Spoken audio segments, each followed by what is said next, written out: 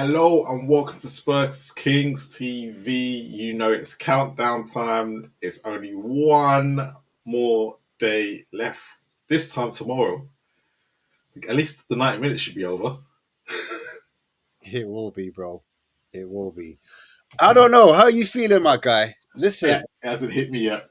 hasn't hit you yet. Hasn't hit I'm, me yet. I'm like, I'm kind of like there as well. I'm like, I don't know if I'm nervous yet. I think when I wake up tomorrow, it's gonna really dawn on me Yeah. what's about to happen. I think once Sky Sports News turn their attention to it, and that's where I'll be most of the day, I Yeah. think that's when it's going to kick in. Even the players going out there weren't nervous. This will, all right, it's another game, another day. Man United playing it off. All the previews coming out. Oh, the previews are mad. Nothing but previews everywhere. This has got to be the most televised or talked about game I've seen on social media for a while. Do you know what I'm saying? It's Crappy Cup, yeah. yeah, whichever way you slice it up. Obviously, because it's Man United, there's so many of their fans. They're doing these videos, how to beat Spurs, how can we beat them? Da, da, da. But You know. But did you people never realise how big Man United are though? This shows you how big they are compared to Liverpool when we played them. Yeah. This is massive. Like Manchester United, far and wide, This is are a it. massive club. Yeah. If we beat them, it's going to be. You know what I found interesting before we bring everyone on? I just saw like the Spurs actual coach. They left early, like a day earlier, to acclimatise everything. I know Man United have already played on that ground already, so these guys are trying to put the extra mile, the extra minutes in to kind of get the job done. Like I respect it, man. I respect it. But yeah, man. All right, let's do this. Let's get everyone on. Let's get everyone on. I take it for right before we carry on. We're not going to talk about Villa, right? Villa's gone. You know what? Villa. Hey, what?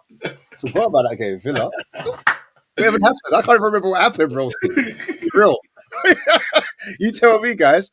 Hey, make sure you could hit that like and subscribe button if you haven't done already. I think Matt hit the nail on the head. 21 defeats in domestic comms. We're not going to talk about it. 21. 21, move on. Anyway, let's move on. Let's bring out the guest. First of all, let's bring out the main man. I think I've seen him everywhere in the last couple of days, but Danny. Yeah, you. Mr. Everywhere. He's on mute. No, he's not mute. He sounds gone. I know he is. There you go. No, I was on mute. No, how you doing? All right? Yeah, you Looking good? forward to it? Do you know what? I already know your opinion. I've probably listened to you on every single podcast over the last 2 days. Just so, what are you going to say that's different? I'm just a bit numb at the moment until tomorrow. I think tomorrow it'll kick in properly. But Excited? at the moment, I just think I'm numb. I'm not excited at this moment. I think that's just what the season's done to me.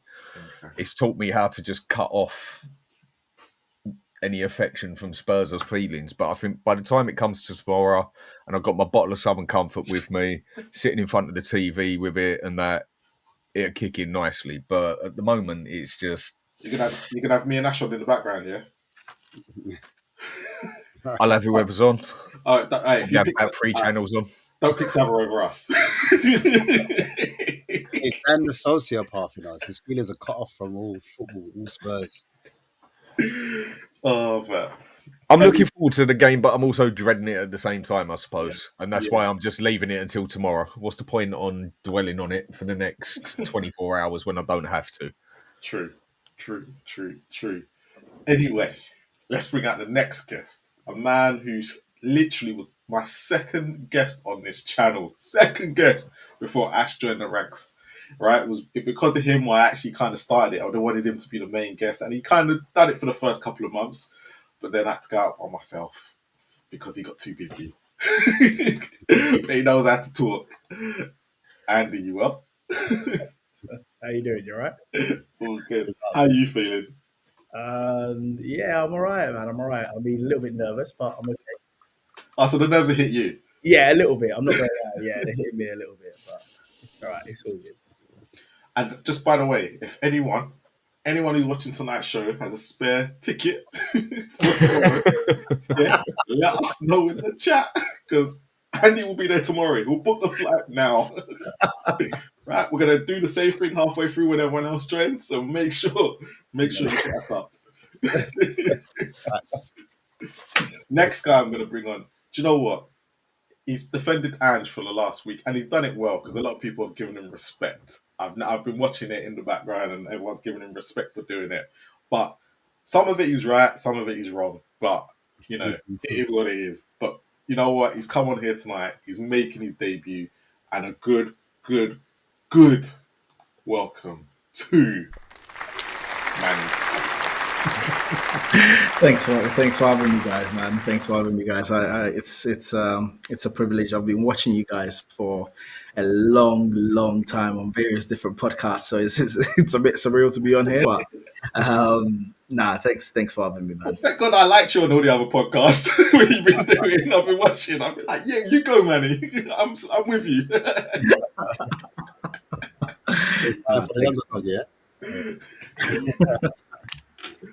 And then another welcome. I don't know if he can hear us, but let's hope. But he's on his way to Bilbao now. But let's give a big welcome to. Oh no, he's gone offline. Is he online? Is he offline? Paul K, you there?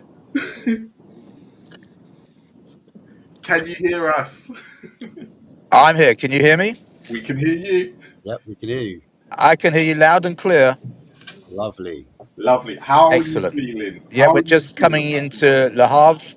Yeah. On our way to Le Mans. We're staying overnight, driving in the morning. We're about 10 hours away, I reckon. All good. It's all good.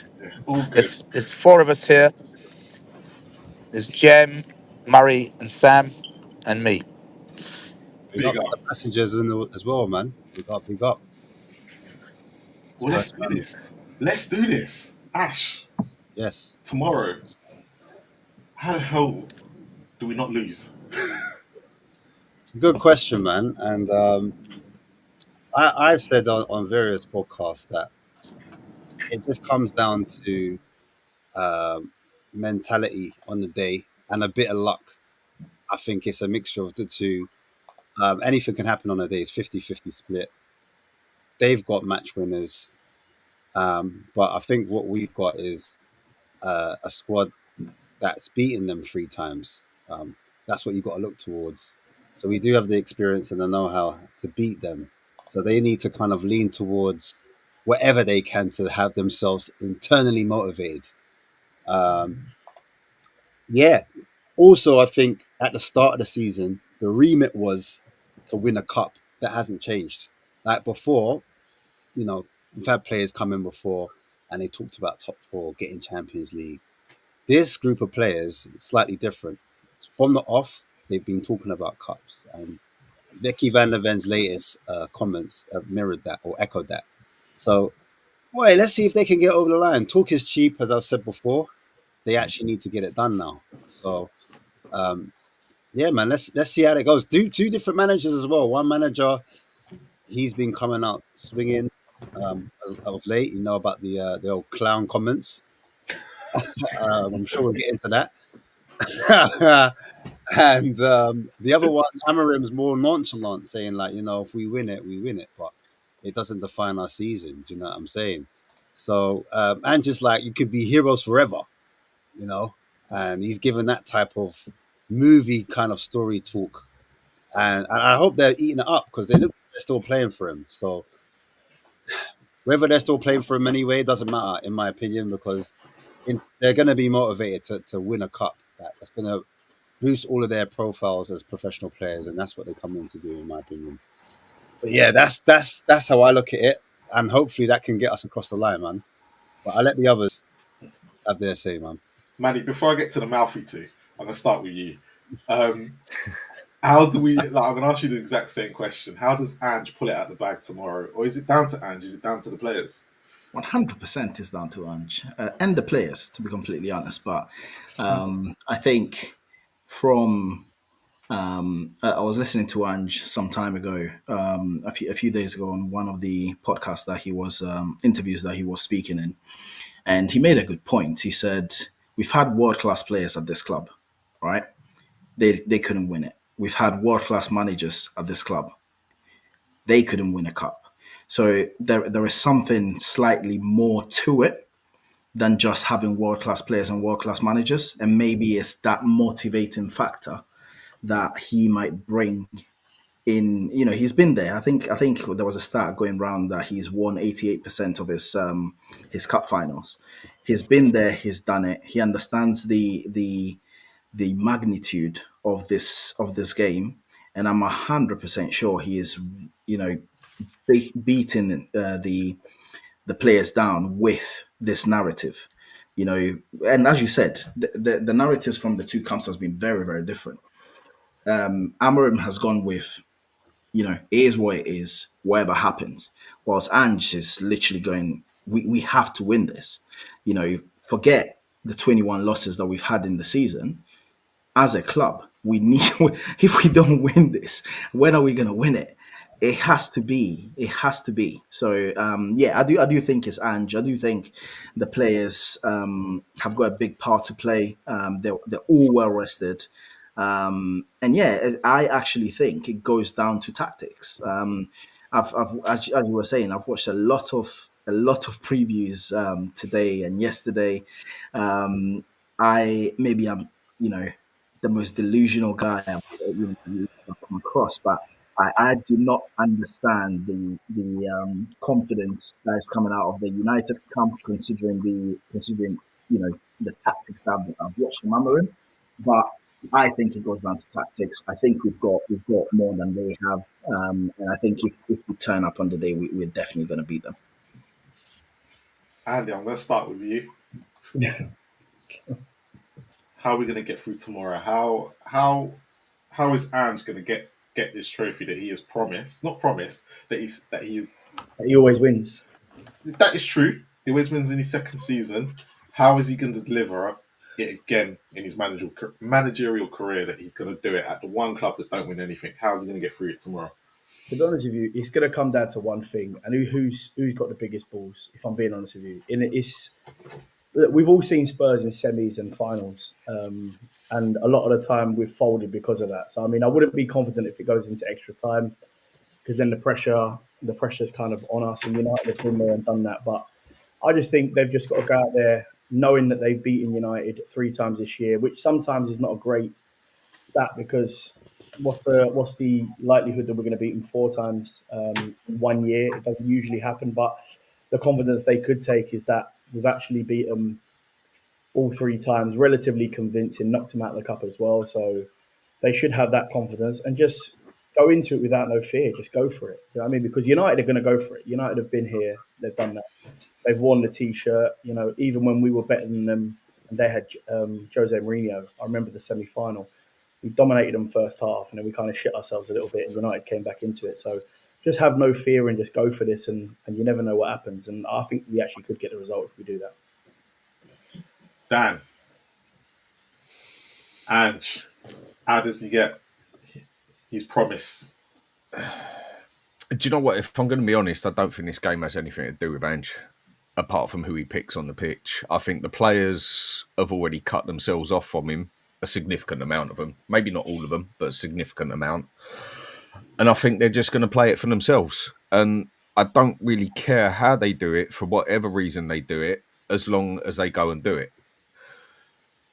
And I think a couple of things are going to come down to is the tactics, whether the players use their own tactics or whether the players do what the manager says or whatever. As long as we don't push up on the halfway line and use his normal crap of inverted wing backs, I think we stand a very good chance.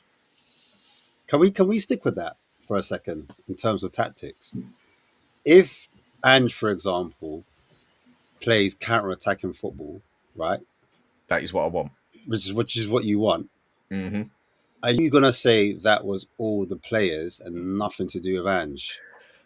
The thing is, with these days, you just don't know. That is the thing. People say that Ange adapted and changed it against City and we won 4-0. But then in the next game, we go back and we're using inverted wing backs and we're sitting on the halfway line because we got more space. So did Ange actually adapt in those games? With like the game against Villa where we did beat them and done it exactly the same way? Or was it just we was pushed that far back that they couldn't even invert even though they wanted to? This is where I can't work it out, whether Ange did it on purpose and then just can't learn a lesson, Because obviously, if you go and do City 4-0 that way, and then all of a sudden go back to your other tactics, get beaten again and again, and not realise that don't work, then our manager has a big problem. Or was it just for the fact that they got made to play that way? This is why I can't make the decision on whether Ange is going to make us play a certain way or not, or whether the players are going to do it on the pitch a certain way. I don't know. Yes, it's going to come down to who he picks on the pitch. But I think tomorrow we need to do a counter-attack in football. This team is made for counter-attack. I said that 19 months ago to everyone, and not many believed it until we see it. We are much better as a sit-back and then fast, direct counter-attacking, direct ball forward. We have no playmakers up front whatsoever. Nothing. The only playmaking we got on that pitch is a little bit off of Bentancur, who I would put next to Basuma in a double pivot, and Porro with a good long ball forward and a good direct ball forward. And he's also the only person we've got who can actually cross a bloody ball. Apart from that, there is not one player we have on that pitch who can actually cross a ball consistently. Son can't do it. Never could do it. Johnson ain't going to do it. Tell if he's on the pitch, which I hope he ain't going to do it. Odegaard ain't going to do it. Richarlison ain't going to do it. So I think we're going to have to come back, play with the cards we've got, which Ange never seems to do. He just wants to play his way, and come back a bit deeper and use it to the best of our ability of what we got. And that is, for me, take advantage of Porro and Bentancur of what they are actually capable of as players. I'd say they are the most two creative ones we've got left on the pitch. The minute we lost Maddison, yeah, that freaked me out a bit. I think that did a few people, because we all know without Maddison and Kulusevski, we just have no creativity there whatsoever. So I think we're going to have to just play it deeper. I think we can hold what we got. And as long as we don't use inverted wing-back bullshit of going into up there and leave ourselves naked up on the sides, and we get cooked the same time every game, same goals nearly every game, I think we can do this. The first 3 games we've beat them is irrelevant. It means nothing. This is a cup final. Anything can happen. If we'd have won our last 2 games 2-0, to me, it's still irrelevant to this game, because the players, I feel they're going to play for this game. Whereas the last 2 Premier League games, what? You're going to finish 17th or 15th. Do you think they even cared? Do you think the B team even cared? Because they know they ain't getting in that team no matter what. So I think this one is going to come down to more of the players who wants it on the day. And then the final bit with it, there's a very thin line for me, in my opinion, of who wants it more on the day and then who gets desperate. If we get desperate, we get done. We need to just want it more. And I think there's a thin line between both of them. I just want to come, before Andrew steps in, I want to come to Manny as well, just on that tactical thing. And I want to ask, does Ange deserve credit if we do, play with a low block or a mid block and he plays counter-attacking football? Or should that just go towards the players, as Dan's saying? No, I didn't. Not just no. players. I mean, sorry, no, that's not what you said. But I mean, in terms of like, if we play counter-attacking football, do you think that would lean more towards the players deciding that, yeah, you know what, we'll take it on our own backs, that we're going to get this done, no matter, like, forget Ange ball, we're going to do this? Or is it Ange deliberately saying, let's play a little bit, not, commit 3 or 4 players to a press and press them aggressively. Let's sit back, absorb what they have, and let's play what Dan was saying with the cards that we've got. Would you give that to more like Ange, or the profiles that are just No, honest? it's definitely Ange. I understand where Dan is coming from with regards to, especially like in our game against City. So in our game against City, we played a single pivot, which majority of fans have been complaining about for a very long time, right? And in the with the nature of the game, with the fact that City have clearly got much better players, more technical players, we were pushed back automatically based on the way the game was going. If we look at the way we played against Frankfurt and Bodo Glimt, that was a totally different situation. Those were actual instructions. So with Frankfurt, we went there needing a goal, right? They hadn't not scored in Frankfurt for over a year. We needed a goal to go through. He set up with we pressed them at the very start. We got our goal thanks to the penalty, and then what happened is he told them, right, double pivot, Bentancur Bissouma, which, by the way, Bissouma plays much better in a double pivot than he does in a single pivot, right? Yep. He's not a bad player. He is unfortunately the system does not suit him. And that's what he did. With Bodo Glimt, after we beat them 3-1, we did not have any onus on us to go there and play. We didn't need the goals. So all that happened was we went there. We knew that they play intricate passing on both flanks. So what did Ange do? Ange told them, right, Bentancur Bissouma, Bentancur, you go to the right to cover whenever they're playing the ball on that side. Bissouma, you go to the left whenever that happens. So 100%. I do think it's definitely based on instructions. I do understand what people say and their concerns, especially I think after the Bodo Glimt game, we when we played Palace, and all of a sudden we reverted back to the old school Ange ball that we normally refer to. But you could also look at Villa and the first 60 minutes of that game, whereby we literally, you can see that even Mikey Moore got instructed, you need to help Poro out and then try and get onto the end of crosses. So I do think it's definitely instructions. I do think Ange definitely deserves credit for where we've got to so far. In the end, as fans, we have to be a bit fair, like we've had a lot of different managers in the past that have gone out to Ghent, they've gone out to Sheffield United B team in the championship, they've gone out to various different clubs. So we've been able to get to the point that we've got to thanks to Ange's tactics during the very last few games, especially. And I think in this game here, I'm a bit torn. I understand where Dan is coming from, especially after looking at the Villa game and how we were quite.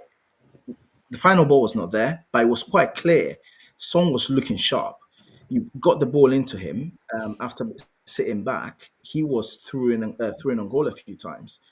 But I also look at United and I look at the three at the back and the tactics that they deploy. They're not good on the ball. So I'm a bit torn as to whether we actually have, whether we should press, make them make mistakes with the wing backs, which are pulled all the way apart, get them 3v3, 4v3, and hit them that way. So I actually think we should have a hybrid approach to it. I think we should sit back and soak in the pressure when we can, because like you guys said, they have the quality that they have in Bruno and Amad Diallo. It's frightening. So we will have to at some point soak in the pressure, but we shouldn't be afraid to press them up high. Like we're talking of Harry Maguire here. We're talking about Onana here. We're talking about what's the right-sided centre back, Lindelof. Lindelof. They're not good on the ball. We have to be a bit braver than just sit in, and that's just my opinion from the tactical point of view. Okay. So before Danny comes in and it's a free fall, I just want Andrew to have his say on this tactical bit again, and just want you to respond to what Manny was saying. Do you think that Spurs and the Ange Postecoglou play Ange ball, and when we go up, then that's the only reason we go to like counter-attacking football, if that makes sense? That's the only reason why we sit back. For example, Frankfurt, the notion is that we switched the tactics for Frankfurt, but in truth is when we scored that penalty, we had something to hold on to. And that's the reason why we were able to sit back, absorb the pressure, and then hit the counter-attack. If we don't score that goal against Man United, do you expect to see Ange ball where we're pressing frantically and we're doing that gun-ho approach? We can't go too crazy because, look, United are clever. So they've got very clever players that will find that out. I mean, look, United are not going to have the possession of the ball. To be honest with you, they don't want possession of the ball. They're not good on the ball. So they would prefer us to have the ball, and they want to do what we're all saying that we should do, which is pick them off, if I'm being really honest with you. Every time Man United have the ball, they're very wasteful.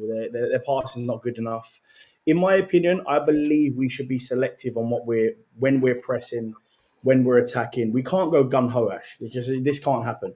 If we go gun-ho, the game gets done probably in about 45 minutes. It's just United know how to win, unfortunately. So, I mean, we need to be very selective when we're pressing. I do believe that because they will get spells of the ball of 5-10 minutes, and I think that is when we can hit them on the wide positions. But I don't think we should be doing this inverted wing backs too much. The performance that I actually liked was the semi-final against Liverpool, where we didn't invert our wing backs, and we stayed quite structured. Actually, we looked a lot better.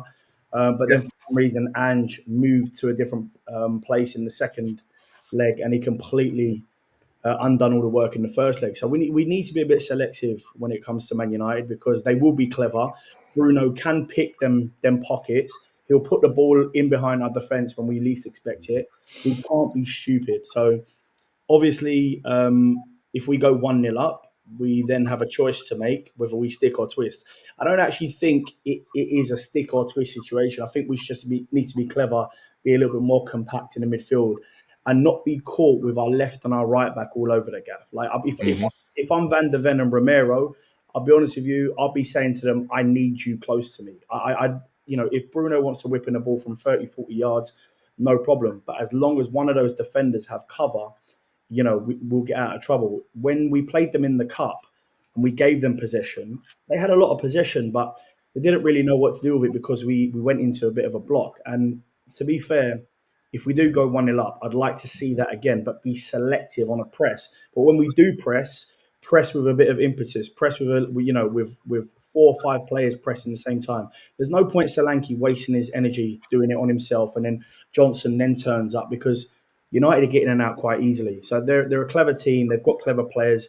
Also, if Adogi is going to be inverted, in my opinion, we'll get annihilated by Ahmad. Can I just stop you for a second, everyone? Yeah. I just want to ask, because I think I've asked the question wrong, or I haven't answered it at all. And I'm saying, does Ange deserve credit if he gets the tactics right?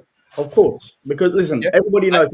And then on top of that, then, if he deserves credit, should he be playing? Ash, no one wants to answer that, bro. It's always a trick question, and it's fine. Now, go throw it at me, because he knows. If he's done the credit, because he's come out today and they've asked him, "Right, are you walking?" He said, "Nah, B, I ain't walking." He said that. If I win, I've still got work to do. He said we've got more work to do, guys. Give me the Super Cup. When it comes to Ange, everybody knows how I feel. I'm not an Ange guy. Like, everybody knows that. And that's why Marlon's laughing, because, it's a bit of it's one of those fishing rods. It's fine. But if he wins this trophy, of course I'm going to give him credit, 100%. He brings home a European trophy. 100% I'll give him credit if it's down to him tactically. I'm not... I just want my team to win at the end of the day. But that doesn't mean I still want him here at the end of the season. That's a different question. But if you're asking me, would I give him credit if he brings the trophy home because we tactically outdo Man United? 100%. I'd love to. I would love to be proved wrong when it comes to Ange. I genuinely would. But you don't think he should be given that chance for the Super Cup to get maybe another trophy for Spurs? No, not in I think clearly he's doing well in the cups. He's got to the semi-final. He's won the final. That's all well and good. And I hear what you're saying. If he's to get the Super Cup, like, do you know what I'm saying? Is there merit there? No, that's what he's doing. It's fine. It's not. Listen, that's fine, but that doesn't mean you should be still in the job next season when you've got 21 losses. And to be honest with you, you know what really annoys me about Ange? 21 losses. He's not connected with the fans. All of this cupping of their ears, even like in the media today, like he's flipping at the media today. Like, it's just, I don't know, man. There's something about it. I think that's the issue, isn't it, Andrew? I like the tax from his manager. Unfortunately, I think him changing the tactics and trying to prove everybody wrong is the issue, because when he first came to Spurs, he turned around and say, "This is the way we're going to play. I'm not changing my way." And he was very stubborn in his way. Remember when we had 9 men against Chelsea? I'll be honest with you, this season, he's changed it 25,000 times and we've still got 21 losses. In my opinion, it doesn't matter about this game. I just don't personally think he's good enough to take Spurs forward. But that being said, I'll give him credit if he brings home a European trophy tomorrow, 100%. Will people say, like, give him credit for adapting? Because I think that was the stick that everyone was beating him over the head with, like, adapted. He's not adapted. So if he doesn't adapt the fullbacks, he keeps the fullbacks high and wide. But he has adapted because at the Liverpool first leg and second leg was completely different. So he has adapted, and we won 1-0 in the first leg, and we got absolutely slapped in the second leg because he wanted to go back to the inverted wing back. So he has adapted, but that doesn't mean he's adapted the right way. Do you understand? So Yeah. that, he's, for example, like even when Eric Dyer had his interview, he turned around and said, like, he doesn't adapt to certain teams. He plays a specific way. But for example, like tomorrow we're playing Man United. He won't look at United's tactics and try and adapt a game plan around that tactic. That's just not the way. Exactly. And to be honest with you, that's my issue because I disagree with that genuinely. and by the way, he's come out and admitted this. This is not me just talking. He's admitted that he wants to play his way, and he's not going to look at other teams and then turn around and say, okay, well, if they're playing inverted fullbacks, we're going to play really, really wide. He doesn't do that. That's not the type of manager he is. I wish he was to, because I can assure you that Amrim would have plan A, B, and C tomorrow. Irrelevant team. He will. Trust me, he will. And by the way, I disagree. We've seen Amrim change formation 3 times in one game against Bournemouth. I'm telling you, do not be surprised. This man will be prepared tomorrow, and United team will be prepared tomorrow for all different. No, I understand that. I fully agree with the fact that they're going to be prepared. I mean, I think you're giving a bit too much credit to Amorim, to be completely honest, considering the fact that a lot of his tactical changes are put in what's his name, Maguire up front and crossing balls in to try and get some headers in the last minute. I think with regards to Ange, I do think he was quite naive coming into the Premier League, because I 100% agree with you. I think he came in thinking we're going to play our way, we're going to subdue teams, and it doesn't matter whether you're Liverpool or whether you're a Bournemouth or whether you're Leicester, we're going to play our way and suffocate you and win. The Premier League is not like that, because I can't remember even who is in the Championship playoff final. Yeah. Whoever wins gets 100 million straight to come into the Premier League. So teams are well resourced.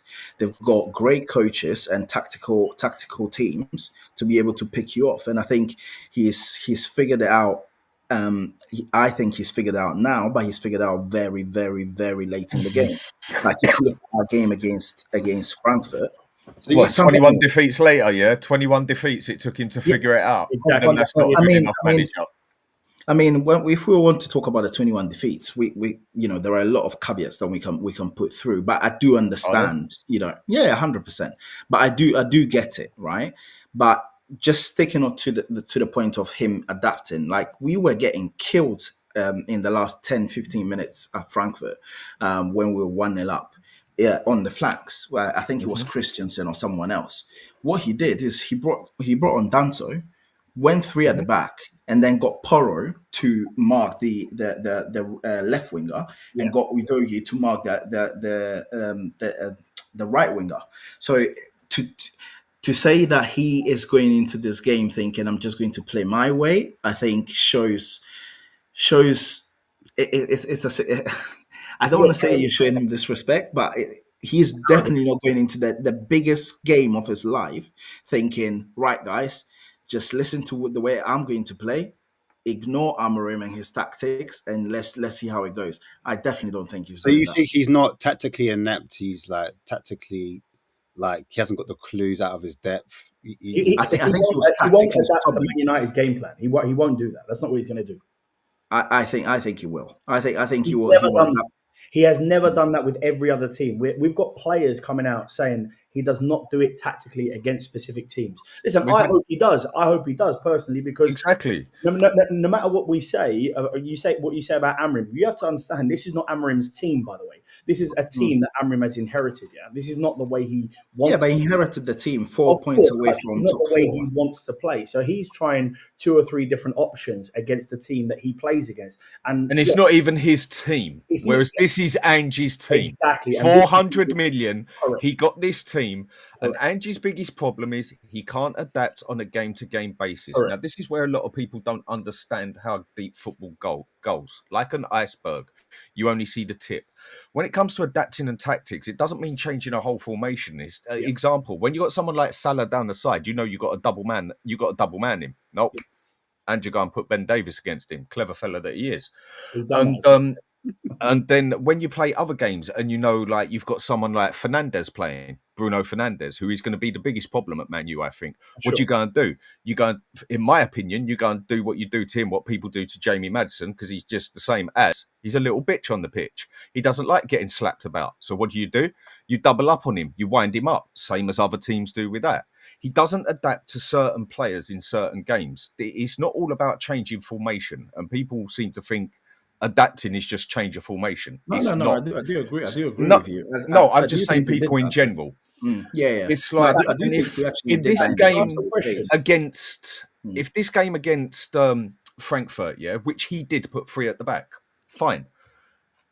Are you telling me over the whole season he couldn't have done that at certain parts where we could have got more points and wins or draws instead of defeats, instead of just playing stupid gung-ho Ange football, 2 inverted wing-backs with barely even playing with 2 centre-backs sitting on the halfway line? Or has it really taken this man 21 defeats to start lodging this out? Lads, No, I do agree with you. I think as well, like, Sorry, go because on. if I'm being honest, right, I would love for him to actually adapt to 2 players of Man United, because I mean, I don't want to be disrespectful to United. My dad's a Man United fan, so it's going to be quite an interesting. Should be fun. Yeah, Should it's be going to fun. be tomorrow's going to be fun. One of us is going to be upset. But what I'm saying is, I wish he was to adapt to Amad Diallo and Bruno Fernandes. Because if I'm being really honest with you, without being disrespectful to United, without them 2 players, they don't have anything. You can go through. I agree. And so, 100%. so this is where I get my back up when it comes to Ange Postecoglou, because if you're just being clever about the situation, the main man is Bruno Fernandes. We know this. The main man can pick balls left, right, and centre. If you get caught out with 10, 15 yards of space, Bruno will slide that in. Ahmad will run against Adogi or the other wing or against Poro. So if he was to adapt, I think this game will be, it won't be easy, but it will be a lot less complicated than what people are thinking about it. But my issue is, even when we won in the cup, he didn't adapt to it. It ended up being like a basketball game. We can't have that tomorrow, because a basketball game suits Manchester United. That's a fact. It doesn't suit Tottenham. So if the manager was to adapt to securing the least amount of space as possible to those 2 players, I think Spurs win the game. And again, please prove me wrong. I don't think he can do that tomorrow, but I really genuinely hope he can. No, I do agree with you. I do actually genuinely think it's 2 players that we really need to nullify. And I think as soon as I saw Amad Diallo coming back, I was like, oh, flip's sake, because he is the one player who not only can he does he understand Amorim's system, and I do agree with you when I go on about Amorim, I'm not talking about Amorim as a coach in general. I'm just talking about Amorim with these players who, as Dan said, are not his players and are really struggle to implement his system. Diallo is the opposite. He has understood the system. He takes men on left, right, center. He is the type of winger that I've been calling for in our club for I don't know how long at the moment, because we haven't got that. And I do think that from on that left hand side with Udogi, I do think he has to stay put. I do agree with you on that side. I think he has to stay put, because Diallo will come at you any way, shape, or form. And then obviously we know Bruno Fernandes. He's received so much stick from their fan base. I don't know why, but he is the one who could literally pull a rabbit out of a hat and do something that we don't expect. So I don't know. I think the old school way of playing football has been lost in the fact that, you used to in the olden days you used to have someone like Jose pick a player and tell him if Bruno Fernandes goes to the bathroom, follow him. And I think that art has been lost, because if that was me and if he was to play Sarr in that midfield, I would literally be telling him everywhere Bruno goes, you follow that guy, because Bruno without the ball just diminishes the number of chances that United can create. Can't play Sarr. Well, I know he can't, but I'm just saying. I'll lose my head if he plays. No, let's get into that, man. Like, what's the midfield for you guys? Because obviously we're missing, like, Bergvall and Maddison was seen on the coach, but Ange Postecoglou's ruled that out completely. He said, "Them man there, they're not seeing the final." So. Maddison's meant to be ACL injury as well, isn't he? MCL. MCL. Yeah. So he ain't. September. The two midfielders he's going to go for, Ash, he's going to be Bentancur and Basuma, and then He's the got attack. to. Listen, I think it'll be a 4-2-3-1, and then I think the I number think so. 10. I think the number 10 becomes Odobert, believe it or not, in my opinion. Now, I believe it because he trialled it the other day. Listen, I don't agree with it, but he trialled it the other day.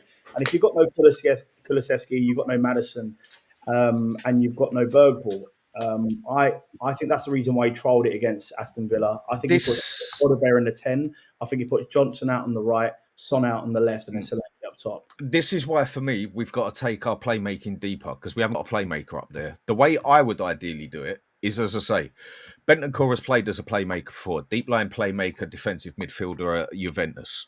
Yeah. Not saying he's nowhere near the standards of Maddison, yeah, but he's got a good direct football for him and he's got a good eye for the ball. He's only let that one of his letdowns is every game without fail, he loses a moment here and there. He's always done it. So we're going to have to rely on him and Porro to play it deeper, more deeper from the playmaking. Personally, I would go Richarlison on the left because he's just an annoying bastard on the pitch and he really gets on people's nerves. Over Tell and Son. Tell he's absolute crap. He has done nothing, yeah? And I think Odobert has been better on the ball than Tell. Tell has been a shocker. Yes. Don't even go there. Yeah, and then I would play Solanke in the middle. Johnson, again, a player overall that you get nothing out of but a tap-in is a goal and a goal is a goal. So who cares how he scores it? So you've got to start him. So you've got to start him. You've got to start Johnson on the right. Even though he scores his goal, you might as well play with 10 men, but a goal is a goal. I would personally play Son as the 10, but not as a playmaker. I would play him like we used to play Dele Alli as that's not a bad shot. It's not a bad shadow striker. So you've got Solanke there, and I would use Solanke because I don't think Solanke's the best finisher out there, but I think he's a bit more of a Emil Heskey type of player. Yeah. I think he's better as a target man and he's good in the air. So he can almost play with back to goal or front to goal, hold the ball a bit. Son comes past as a shadow man, gives him the Michael Owen sort of style that they used to do, even though I know Michael Owen started further up front. But I think that one, because I still think Son is probably the best finisher we got. He can do it with still the best finisher in the team, 100%. Okay, well, you can say that, but he hasn't really performed this season, has he? Yes, but you would still say technically you would expect him to be. But he's another player that because he's lost part of his pace, he's lost his game. Any player that relies on pace, they lose their game a lot earlier than a slow player. Dan, you say that, but against Aston Villa, there was that moment where he had a burst of inspiration and he kind of ran up the pitch. Are you telling me that he's still got the stamina and he's still as fast and he hasn't lost a yard or two? But I'm just saying the narrative is that he's lost his legs. But could it not totally lost his legs, but he's lost a yard or two. He is not as fast as he was for the past 2 years. Lost a yard or two. Yeah, but do you not think it could be down to the tactics he's now being asked to play? Because no, you can tell he's lost a yard or two. You can. Yeah, but you look at what Mo Salah's doing under Slot, and they are the same age, and everyone complains. But with Ange, he's asking everything to be at fast pace. You go back. He's also asking him to come all the way back. I get all that. So do you not think it could be? But do you not still think it could be tactics to the reason why we're seeing this Sonny more than anything else? No. Maybe for the way how bad he's played this season, considering to what he should do. But fact, he has lost a yard or two of pace. End of. There's no argument with it. That is why we play him as a shadow. Play him as the shadow. Just drift about from the left to the right. Do your thing up there, Son, because Dan, we haven't got a playmaker. Dan, let him be the shadow man. We've got to understand as well, let's be really honest with ourselves. Son has not been the same since Harry Kane has left his club. It's as simple as that. And I personally don't think that's a coincidence. Does it show how much Harry Kane carried him then? Yeah, 100%. What you're saying? In my opinion, it's very evident when Harry Kane was in the team and the vision of Harry Kane, he put a lot of things on the plate. Next to none, 100%. Sometimes he didn't really need to rely on his pace. Obviously, I agree with you. I think he's lost a yard or two, but he hasn't got Harry Kane pinging those balls in behind the left back and the right back anymore. So he has to kind of do it a little bit himself. I feel sorry for him a little bit because he's been let down by the club without bringing in somebody who would put those balls on a plate or, let's say, a better player. But he definitely has lost a yard of space. And I also believe it's because Harry Kane... That is why, for a number 10 shadow man, I don't think you need the same space as coming out from the far left as an inside forward. Because for me, he's never been a winger. He can't cross or pass. Like the number so if we just have him for the little burst of space, not the long distance space, Porro puts the ball over the top or direct ball from Bentancur to Solanke, hold the ball for a second as Son comes past, and Son is the one who can finish with both feet. That is why I think we need to. This is what I call by adapting tactics. We haven't I was got a literally going to say playmaker, to you that so he's definitely why not going to do that. try and play with a playmaker when we haven't got one? That is where you adapt your bit. That is where you got to work out for the game you got. And this is what Ange is not good at, and that is playing with the cards he's got. He still wants to play his way. To be So I fair, hope he can. I hope he can. If Ange is clever and he does do what you say and put Son in a number 10, on an attack, it actually becomes a bit of a 4-4-2. And again, it's a massive... Yes, that's what I'm saying, basically. It's a massive curveball for United. They'll never, ever look at that because... Their defence is so slow as well. Yeah, if they're going 3 at the back, which obviously clearly they're going to, and then we move into a 4-4-2, I'll be honest with you, them wing-backs are going to have to get back sharpish because they've also got to deal with our other 2 wide players. So actually, it becomes a 4 against 3. Did we not see that slyly against Aston Villa? Big up, a little bit, yeah, a little bit. In that first half, I saw some. I wasn't saying necessarily a 4-4-2, but sometimes a 4-2-4, where you saw 4 forwards getting forward in Mikey Moore. You saw Odobert inside as well at times. Son was there. Sometimes they interchanged, and then we had. If he was on the right, it was Tell. Sorry, Tell on the left.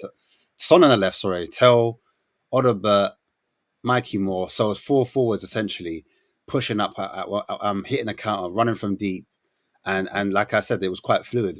So I wouldn't be surprised if Dan was right. You know, we did see some type of fluidity or some type of formation tweak where you're seeing Richarlison, because I think Richarlison aerially is a problem. He's a threat. That's his strongest point, isn't it? I would say in the air. He's coming off the left. Do you know what I'm saying? But he's not married to the left, and he can kind of swap with like Son, for example. If Son's there, I know people saying Son's, he's not going to start, blah blah blah. But just for instance, if it was Son that was starting there, like you're saying, down a shadow striker or 2 up front, then Richarlison could sometimes be the 2. He could be the second striker. Do you know what I'm saying? And make that run from left to right into the box, into the pocket, and get a header, just like he did for Johnson. Remember, for that goal, when he headed it across the box, and then Johnson was there to tap it in. Do you know what I'm saying? So that's what I mean. And then Solanke's still the target man, so he's still pinning someone like Harry Maguire. You know what I'm saying? Harry Maguire, he's the central centre back, and he's someone that needs to put in. But I want to bring Jacob into the conversation here, and we're just talking about. I initially said, we've kind of moved on from it, but I initially said, does Ange deserve credit? Yes. And then I said, I don't need the rest of it. Yes, he does. And the second part was, does he need to should he get the Super Cup? Because he said, I'm not leaving. He said, I ain't leaving. I ain't leaving. I ain't fucking leaving. That's what he said. So, mate, my future's assured, mate. I mean, what you've been raiding, I've already fired up the Bobby. What a guy. My gaffer. Our gaffer, I should say. My bad. Don't want to make that like, just about me. Because it's not. It's about us. It's about Tottenham Hotspur. And everyone want to talk. Bro, we are less than 24 hours away from a final, and it's like, Ainge is stupid. Oh, he's got his hands in his pockets. He looked down in an interview. It's like, bro, are we past all this yet or not? Because I don't give a damn. I don't think no one mentioned it. I don't think no one mentioned none of that. But in general, I think he's saying in general. Well, you know exactly what I'm saying, because you were part of that too. But we can move along. He's so stupid. It's like, is he? He's in a European final. Okay. We're figuring out dinner for ourselves, and he's figuring out European final. So I think it's a little bit funny when people throw these words around, these derogatory slurs at people who are doing things, quite frankly, none of us are. Okay, then Jacob, put it this way then, yeah? So are you telling me that when he does good, he gets sunshine blown up his ass, which he deserves, but when he gets 21 defeats and does bad, we all keep quiet because we don't want to offend him? Poor little Ange, we don't want to offend him. No? Why are you mad at me? Man, seriously. Why are you so mad? I'm asking you a question. What do we do? So I'll break it down. You said, am I telling you? I'm not telling you specifically anything other than I think it's silly that we're less than 24 hours away from a European final and we're sitting here talking about Ange Postecoglou, not Tottenham Hotspur. we're sitting there hoping that we're talking about Tottenham because Ange is part of Tottenham. 20 We're talking about what we defeats. hope he Oh, I does. hate it. Yeah, it ain't about 21. whatever. And what Does we it were matter? talking about was hopefully that what he can do and what he can change. No one has said he hasn't got the capability of doing Jacob, we're it. We've all talking about questioned it We're because of talking over 21 games. I know. Now, It's just like the point. One quick thing, Jacob. I just find it funny. That's all I ain't said. a Levy I find fan. it interesting and funny. It's like we're 24 I hours, ain't a less than Levy 24 fan. hours from a final. But if they go and win this, Ange's got grilled all season. Levy's been grilled for 25 years because we ain't got nothing with it. But I'm a fair person. You do it good, I give you credit. You do it bad, I'll rip into you for it. Exactly. If he wins this, the players deserve the credit. He deserves the credit. But then Levy's got to get some credit as well. Because everyone says that we don't win nothing because of Levy and everything else. No, you can't just have it one way. Hang on, it's got to go both ways. No. So when you're doing good, you get the sunshine blown up your ass. But when you're doing bad, you get grilled. And he has lost 21 I don't know games, why so he you gets make it grilled. so extreme or the other. No one's blowing nothing up anybody's ass. I'm married, so I'm flattered, but I'm married. I bet you they will do if he wins. Hell yeah. Hell yeah. My wife got to understand that. Jacob. Maybe she does, but I think this what- is just an English. I think way of what saying it. Dan's trying to say is I'm like, speaking English. I don't know what's so what- different.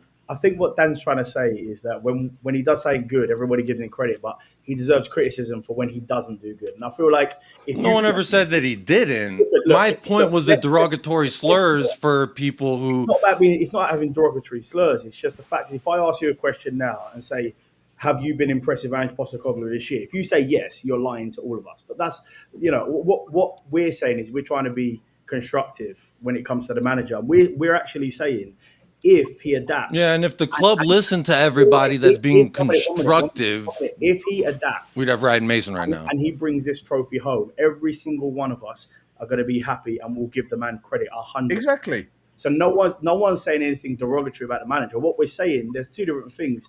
You can say, Well, I don't think everybody. I would say 95%, Okay, but- because I've seen plenty of people say that hold on. still That's don't give gonna- him credit That's for going to that. come when you've had 21 losses. You're going to get criticism, whether you Sure. like it or not. So the fact Understandable, of the matter yeah. is, like, I've obviously got a negative opinion of him, but it's a cup final tomorrow. It's a fresh slate. We are praying he brings it home, and I will be the first one to come on and turn around and be like, fantastic if he adapts 100%. But Exactly. let's not tell fans and Why not Levy? about the manager tactically. Why not Levy then? Yeah, Andy, why not When Levy? did I say that though? When did I say? I don't know why everybody's like, especially your chat. I know Spurs Kings chat love me when I come on here and get to say my opinion. Which guess what? Suck it. I got invited on here. You don't like it? Suck it. No, I don't know what else to tell you. No, not tonight, mate. I've got a wife. Yeah, no. My two biggest cheerleaders, Tommy G and whoever else. Those little. I call them remoras. They're like those little fish that jump onto a whale and they just suck it until there's nothing left. That's how they provide sustenance for themselves. So keep sucking away, my friend. But my point in all of that is to say that, like, I just find it weird how I, look it through YouTube and various channels. It's like, why is everyone so upset when we're playing in a fucking final tomorrow? No one's upset. We got a European final. Last European final I saw, there was none of this. Who's upset? Jacob, you're watching the long run. Bro, channel. no, I'm looking at. I'm talking about your chat. I'm talking about your chat specifically. There's a few angry people in the chat. I agree with you, but that's Yeah. not- And if Ainge wins, it's not Ainge. It's Matt Wells and Ryan Mason who set up the team. That's it. No, so that's what I'm if he saying. It's wins like this, you can Jacob, say it's he all deserves the fans. credit. He deserves the credit. If he wins this, he deserves the credit. Yeah. I think what a few people are struggling to do at the moment, and I don't think you can blame them, is the way we have been so pathetic in that league and 21 defeats. Correct. But for Absolutely. this game coming up, you need to put that aside. That's done and dusted. We can't change that shit, yeah? We can only change or have something to do, i.e. Tottenham, the manager, the players, of what happens next, yeah? So we got to put those 21 defeats behind us. But when you add up a season at the end, you've obviously got to add everything come into it. Yes, if we win this, a lot of people are going to be able to say, forget the season, we won the league. But do we want to keep Ange? But that's after the final that check Yeah, comes. and like, yeah, So sure. I'm the one to I say get that. If we win, the players get credit. Ange gets credit. and Levy gets credit as well. No. And you know, Wayne, Yeah. well, it's got to work Andy, he both has ways. to. Because He if has people to. grill Levy that we've won nothing and done this and we ain't done this We because haven't of won Levy, anything. What would you- no, we haven't. Wait But till if tomorrow. we do, then on. if Ange deserves credit, then they've all got to get the credit for it. You Hold can't on just a have minute, it one hold on a way. minute, The hold thing- on. the thing with- This man's been in charge of our club for how long? And all he's done is paid himself £13 million I salary know. a year. He's put I know. nothing. He's I put agree. nothing but money. If into you're in a job, I just want to throw this out there. If you're in a job where you can control your own raise, would you not give yourself a raise? Yeah, of course, but not at the detriment of your club that you own. Absolutely not. I agree. He don't own it though. For example, Enid Group owns it. He's yeah, an but hold on, employee of a He owns group. 30, That's he the owns 30.3% of the club. He does own a share of. Yeah, but they still give him. They still pay him a wage Of though. course. What I'm saying is, if you've got a company and you know taking money out of that company is going to cause your company detriment, you're not. That doesn't mean it's right. And for Yeah, you, but Enoch, From my don't see it perspective- that way. Enoch don't see it that way because they see it as. of course, they don't see it that way. But because he's Daniel making Levy so. also owns 30%. Yeah, but you say the detriment of the club, but when you say that's what we think, but actually when you look at Tottenham Hotspur as a whole, all he's done is make money, and that's exactly what. Where is the money that's been invested? Because we're being told now that we have to sell to buy in the summer. Okay, Spurs revenued £502 million. but it's a cash flow problem. It's not. Yeah, those are two different things. Those are two different things. Club have revenued £502. Yeah, but it's But they're two different things. Yeah, no, cash no, flow and what the club's worth are totally two different It things. becomes a cash flow problem because the owner's Yeah. not putting money into the I club. totally agree. Yeah, But that's- you've got to 100%. get Let's set get the same rules. Hold on a minute. Let's not act like that. Daniel Levy has put money out of his own pocket into the club because he hasn't. Of course, No, he hasn't. they We know that. haven't done. When- They haven't done. Like, I'll give you an example. Even those scumbags down the road, right? When they started protesting outside their ground and Donkeys wasn't putting any money into the club, they realised they had to start investing and putting money in their club. What did they do? They've given their manager 800 million to invest. That's from their money. That's not from the club's money. So irrelevant in terms of the numbers, that we can't be saying, oh yeah, he deserves to have credit, because if we win this trophy tomorrow, it's the first trophy in 17 years. So, Okay. It'd be second. It'd be But Andrew, second look at under it his. this way: you've got to try and be fair here. Yeah, You've you've gotta got be to try fair and be to it. realistic. Is the way I look at it. Yeah. So it's the same rules for everybody. Yeah, we Yeah. can't just have it That's why I one more agree for with one that. and one more for another. Yeah. Unfortunately, Now I agree. I'm the first one. Give me a chance. I want him would gone. love to have a beer with Daniel Levy. I'll ring him up and say, mate, let's Would have a you? beer. I'd ring him up and have a beer and say, see you next Thursday or see you next Tuesday. he Whatever. lives 2 rows from me. You know, 2 rows. I'll quite happily see him see you next Tuesday or Thursday, yeah, because it sums the man up. But if we're going to be realistic, look at it like this way: Timo Werner, dog shit player, absolute crap, should never had him. Who do you think bought him in? But if he played tomorrow, it's an example I'm giving. If he played tomorrow night, which we know he's not going to, but then all of a sudden scores that goal that wins us the game, doesn't he get some credit for it? Like, you got us the winner. Oh. So I'm We should saying, use Matisse tells the example. okay, Matisse tells better example. Yeah. He's So I'm saying Ange has been grilled all season and he's deserved every bit of stick he gets. The Agreed. players have deserved the stick Well, they get. most of it. Levy has deserved the Not stick all of he it. gets for I 25 would say he years. deserved most of basically. it. So if you're then going to Not give all the of players credit for winning that cup, and you're going to give Ange credit for losing 21 games for winning that cup, like it or lump it, if you're going to be fair in life, Levy deserves he's got to get a bit of credit as well. If it's Levy's fault, Well, you've got to be YouTubers fair. get credit too. Yeah, no, but Dan, Maybe Ange listened to our tactics. I don't know. But by the way, the reason why he brought in Timo Werner, And I don't like Levy, by the reason way. why he brought in Timo Werner and these kind of like players that were all cussing, is because we missed out on Eze because he didn't want to pay the money up front. Okay, so let's be honest. We're talking about he deserves credit. No, because the three Yeah, but- players we wanted in the start of the summer we didn't get, and then Andy. he went for Matthias Tell. By the way, Tell didn't want to come, and then he went for Timo Werner on a second-year loan when he was trashed the first year. So how are we giving this man any credit? Because Andy, all I'm going to say is on that Eze thing, though, you have to look at it as in no club paid that. Not even Manchester City went and paid Crystal Palace. okay, but 80 we're not million. beggars can't be choosers, though, Marlon. Okay, if we I want know that, but no one went and paid it. a player of that ilk, you pay the money. Yeah, Spurs paid 40 million. But there's a cash. But again, it goes back to the issue that we're going to have this summer. There's a cash flow problem. Okay, but there's a cash flow problem. But we just paid £10 million for a loan for Tell. Yeah, but that's £10 million, not 80 million. Can I throw my hat in the ring? What if we win, yeah, and we still go down the youth-centric model, and we don't pay like big wages for the quality players we're all They're looking not at. going to.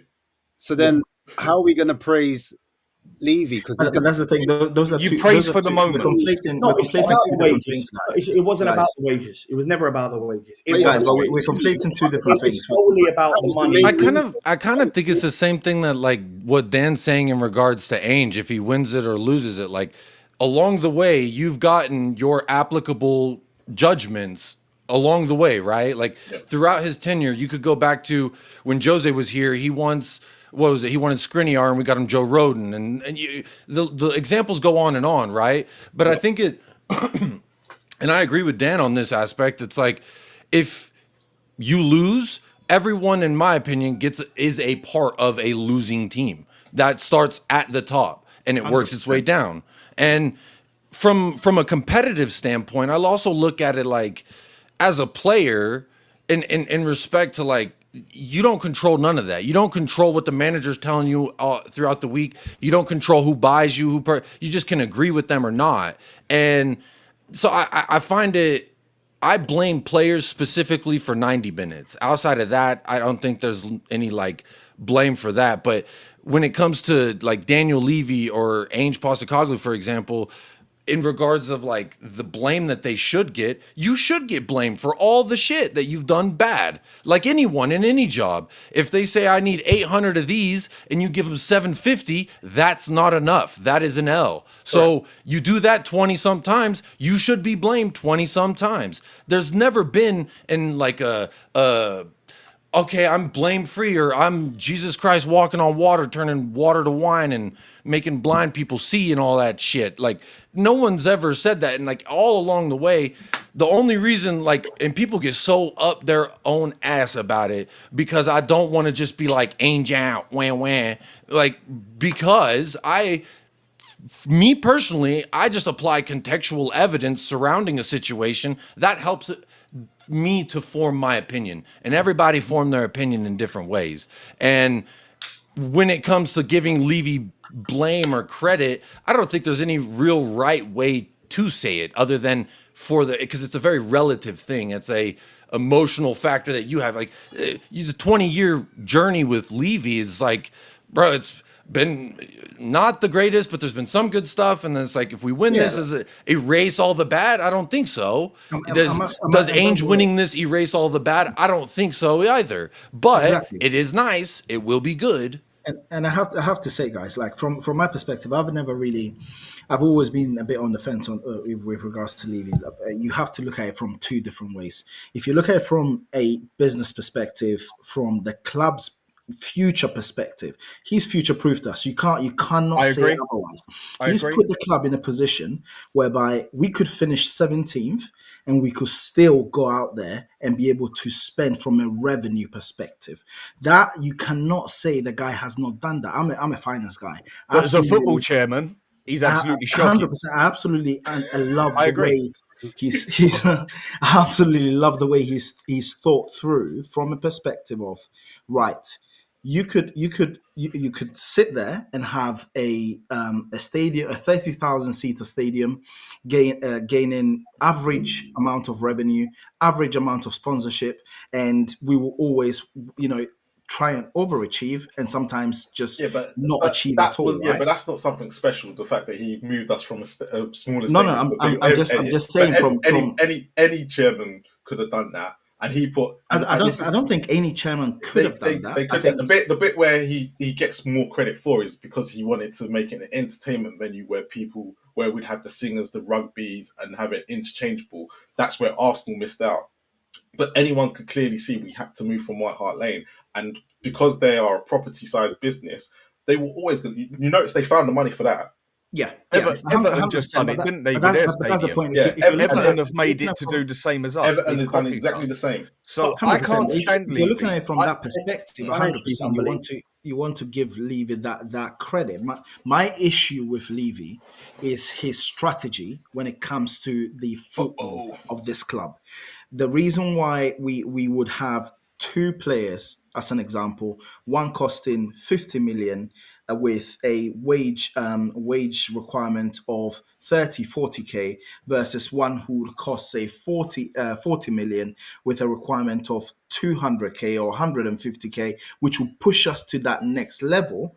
He would rather go with the 50 million, pay lower wages, try and inflate the player's value so that at least at some point he could sell it. That's my issue. My issue is his approach to the And you're football. doing all this dancing. Meanwhile, teams are actually buying and bolstering their squad. That's Exactly. the part I agree with as well. Exactly. And that's where it all ties back to is like, what is the point of him here, all of it? We are all here because of the club. Tottenham Hotspur, the football team, not the club, because Usher's coming to town, and hopefully my wife don't want to go to that concert. But it's like all the surrounding things, like none of that matters to me anyway. And I think to some people it does. And it's like, how do you really put a value on that? I don't give a damn about no hotel there. I don't give a damn about no big long cheese room. I want to know, what does my first team look like? What does the bench look like? If we're playing in 4 competitions next year, it's clear shallow is not a word I would even use. Shallow is a compliment to the squad depth that we had in regards to this year. 100%. And you know, it to me, something that I've always like, this season has shown me that I just wish we could get away from is like, you see, Ash, you told me it was going to be sunny with a chance of rain, and it's raining, motherfucker. So you were wrong. It's like, who cares? Like, that's why I just kind of came on with like we're in a final and we're talking about how terrible Ainge is. It's like, none of that matter. Like, to me, we've gotten to the dance. We are in a fighting chance. No one was actually saying Ange was terrible, Jacob. We were saying over the season he's been shocking, and has he adapted? Hasn't he adapted? Did he adapt? I guess the word that you said that I specifically harped on, Dan, was stupid. Which some of the things he has my done mom have said been that was a cuss stupid. word when I was growing up. I don't think Well, it is. I live in but- England. It isn't. If in America, if it is, different places. Right. different And if words I are said offended, something in yeah. America that you felt like was out of line, you would probably bring me up on it, right? No, mate, you wouldn't say nothing that I think is out of line. Trust me on that one. Let's move My away point from is, it's just the fact that he has done some stupid things this season. He really has. It's you. But we are hoping that he can adapt for this one and make this one work, because he has shown in Europe he can. We actually bigged him up and said in Europe he's been getting it right. But he's done some stupid things during the season, which the man has. Sure. Some will say Sure, what he has done. but in he the also past doesn't 2 kick the games. ball at the end of the day. I know. But hang on a second, Jacob. You played Listen to the right. last You played bit. right. Listen to the last bit. Now, this is just where people will have different opinions. Some will say on what he's done in the past 2 games is a bit stupid, leaving the players basically out, the main team players, because there's a difference between being fit and match fit. Others will turn around and say it was quite sensible to do that because you don't want the players injured. I feel sorry for Ange in that last game we played because he was in a catch-22. He got grilled because he didn't play the players where they needed some match fitness apart from Son. But if he'd have gone and played certain players and they'd got injured, he'd have got slammed to the ground. I'm half defending Ange here on this one. But I think there's been times in this season where some of the things he has made are literally stupid. And then other things he's done have actually shown sensible. It's a 50-50. So I'm gonna. Was there anything else? I don't want to cut you off. Final tomorrow, instead of talking about Levy and Postecoglou. Sorry, I actually want to go back to Ash's question about who. Well, I just wanted to pose something real quick. I just wanted to pose something real quick because it was kind of on the back of what Dan was saying there. Like, I was trying to ask, like, Dan, you played the sport, right? Yes.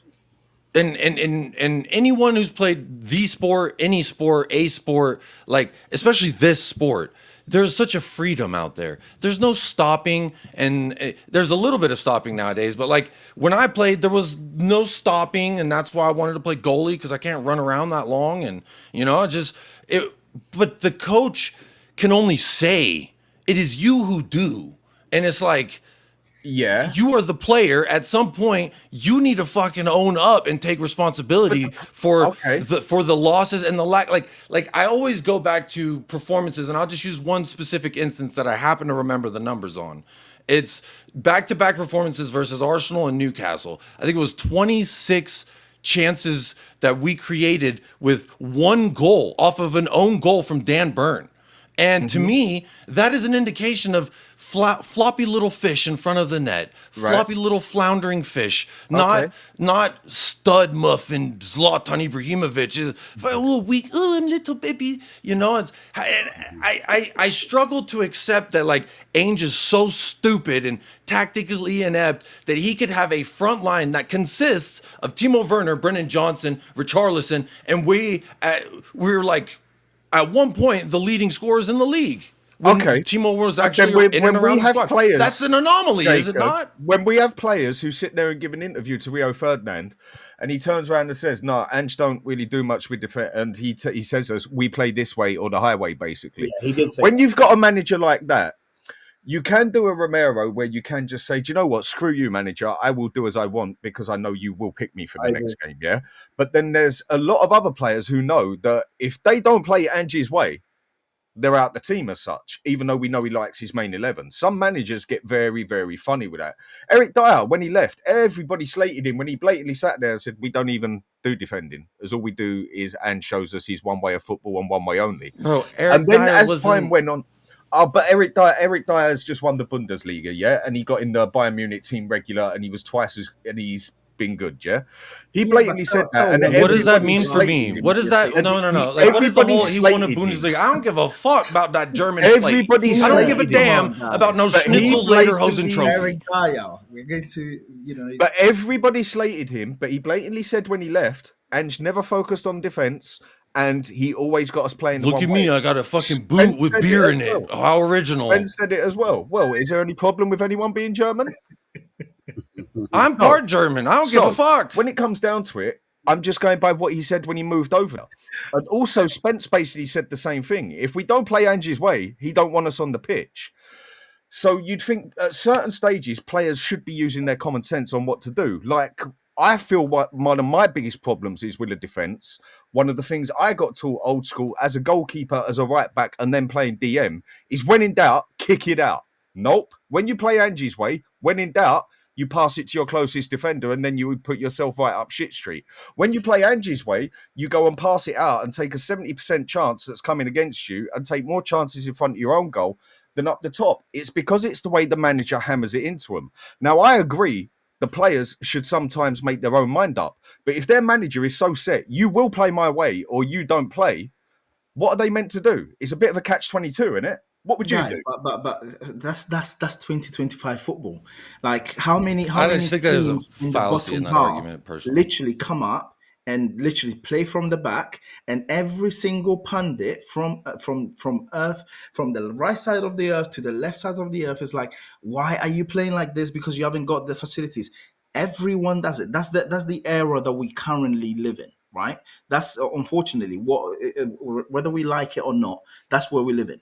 If we're talking about, like even how many times has Porro just literally passed the ball to the opposition and us sat at, on our sofa and said, "What on earth is this guy thinking?" I don't think Ange goes there and says, "Porro, just pass it to the opposition." No, but he did tell him to fall over like Woody from Toy Story. He What did does tell he him do to do with the that goalkeepers then? twice. Every goalkeeper we've had taps it out either to the left or to the right to the closest defender when we got 3 attackers coming on us. Do you think that's because we got 4 goalkeepers like that, or do you just No, make it's because if you take that risk and are able to play out of that press, you literally got yourself in a 3 or 4v2, and it gives you a better chance of scoring. And how many times does it work in our favour to against us? I'd say it definitely goes against us on a 70-30. We almost scored like and that. it's because it's just the tactics. Last match. It's just the tactics. No, I Europe, do. we almost Bear in scored. mind, Dan, That's I Ange's actually don't tactics. think. No, I don't disagree with you when it comes to a certain level of the. So at times, when in doubt, kick it out.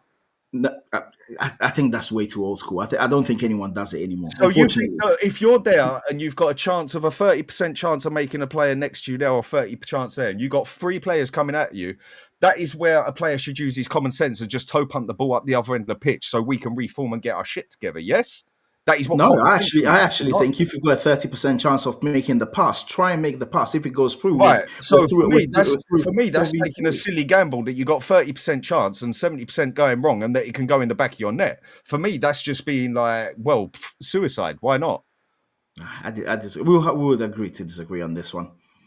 So, guys, I've Fair got enough. the team up, and I want to get your opinion because I was talking about the 10 role. Yeah. Manny was about to say something about the 10. Yeah, no, I was basically what I was trying to was coming at my back to on what Dan said, and I fully agree with him. Unfortunately, I don't think Ange's going to do it. So Son in that 10 and playing as a shadow striker, Son I've always banged on. is what you said. Yeah, I've always banged on about the fact that Sonny is our best finisher in the league. You play him as close to the opposition goal as possible. Do I think Ange's going to do it? I don't think Ange's going to do it. I actually think that he. Well, hypothetically, if you've Yeah. got it's a 4-2-3-1, right? Is that what you're Yeah. saying? So you've got Romero, Van der Ven here, and you've got Udogie in the back Yeah. four with Porro, yeah, and then the double pivot. Can you see that, guys? By the way, the double Yeah, pivot we can. here, Basuma, and then let's say Johnson's out wide, isn't it? Johnson's attacking. Either he's going out wide or he's attacking. He's getting inside of Shaw Maguire. So let's put Solanke. You're saying Solanke's pinning Maguire here, Yep. and we're saying Son's gonna like just be on the cusp of him. He's gonna be running in behind. Is that right? Yeah, he would be shadow running into the middle of Mazraoui and Maguire, just the same way normally. What's his name, Madison does. Oh yeah, like those runs he's been doing. The gherkin. What do they call it? I forgot the term for it, but yeah, the box crash. Isn't gherkin a pickle? Yeah, it is a pickle. I was gonna say something why is else, but then I realized I was saying the wrong thing, so I stopped myself. I was gonna say gherkin. Oh, And I was like, no, it's not Gergen. But it's my bad. Rome started. I should've just Rome went started. back Like Muller used to do. He's the one that invented the term. But it's a box crashing attacker. So basically, the player runs in from deep, does third runs, and then you see Son running in from here. But at the moment, you're saying you don't think you're going to see that. Son's going to be out wide here, and Johnson's going to be out wide there, and then double. Where's our 11th player? I think Ash is taking him out. Ash wants us to play 10 Is this an injury timeout? What are we doing here? All right. Well, let's talk about that 11th player. Who do you think it will be? Do you think it will be Saar in that 11th player? Why do you think Son is playing now? Why does everyone think Son is? He is playing for sure. I think he's playing. He's playing. He's gonna play. How many minutes did he play against Villa? Marlon, you Was don't it think he's playing? 80? No, because of the team that he put out on Friday. Richarlison. Do you think it could be in his contract by any chance? Wait. Marlon, you don't think the captain's going to play? Nope. Really? He will not start. Captain Really? Romero. Nope. So that means Richarlison starts. You think Richarlison? I can hear it. I can hear it. Richarlison missed out on Friday. The team on Friday. Not one of them will start tomorrow He unless. plays, trust me. So, Unless Son apart got from minutes Son. the other day. Son got minutes the other day. No, full screen Marlon. I need think him on Son saying that starts. on record, so that way we can all say you're wrong if any of it there's any deviation. Because he's not fit. But I hear He's it. not 100% fit. What- Was I he think- even I on the think bench? Son- Was Richarlison on the bench? Richarlison was on the bench He and was. didn't see a Oh, minute. okay. Did he do 80 minutes? Yeah, then? yeah. So I'm going to take Son off then. I'm going to take Son off. But I thought Son was just like I'm playing Richarlison. that much to get into form, but Yeah, You know what? he was. Boys, He was getting to get minutes under his belt. Can I just say He's something? not numbers back. Do not be surprised if Bergvall's in this team. I've got a feeling. I think he'll be on the subs bench. Yeah. yeah, I was gonna say maybe the bench. No way, he just He was throws him walking right fine in in. the Right? videos, wasn't he? I don't think he's No, he fit was enough to running. start. He was actually running in certain videos in training 2 days ago. Yeah, Oh, right. But I don't think he's fit enough to start. Whereas Son, is he match fit? I think he's fit, but I don't think he's match starting fit. Match fit. He's There's not no match way he's fit. leaving Sonny out of this. No, I don't think he's match fit. I don't think he's match fit. And that's I why don't. he was, and that's why on Friday Harry he played Kane was as the many match fit minutes. in the final last time, by the way. Exactly. Would he make the same mistake again? No, I think he'll be in that team no matter what, because Ange knows his 11 and who he will pick there come love nor money, basically. There's only one or two players out there that we can really question on it, I think. I'll stick £100 on it here and now that Son starts. Yeah, I agree. I actually think £100. Son starts as well. Hey, Marlon, what you saying? £100? You on that, yeah? I ain't giving betting £100 because I know Ange Postecoglou, innit? The chest is gone, lads. The chest is The gone. the I faith still don't think he he's has gonna in the start. manager. Yeah, I still don't think he'll start. I still believe he won't start, but I'm not going to put £100 on it. You must be stupid. I kind of see Yeah. that the ramping up his minutes to getting him back into it almost seemed like it was we're gonna guide you into this starting role Yeah. come Because final day. That's what it appeared like if to it me. comes but- down to it, all I'm going to say is the reason why I don't think he's going to start, if it comes down to it, he will not be able to play extra time. And that's I mean, That's a good point. And I he's our agree. number He one will. penalty He will. taker He too. will. So yeah, that's a Number good one point. Yeah. That's a very good If he point. could do 80 minutes against Villa, he'll be able to play extra time. It's a cup final. Shit, I may have to take up that $100 bet. Hey, Nah, that's a Wait, very what's good the point. exchange? Is it 100 USD or 100 Yeah. British sterling or Okay, pound? let me give you an example. Yeah, Yeah. when Inter played Barcelona, yeah, that was probably the best game I've watched in easily 6-7 years. That was You could handball, tell Dan. that I would've that, thought you'd that have Inter enjoyed that. team was absolutely destroyed. It was knackered. Yeah, it had injuries all over it, and the players significantly older than the Barcelona players as well.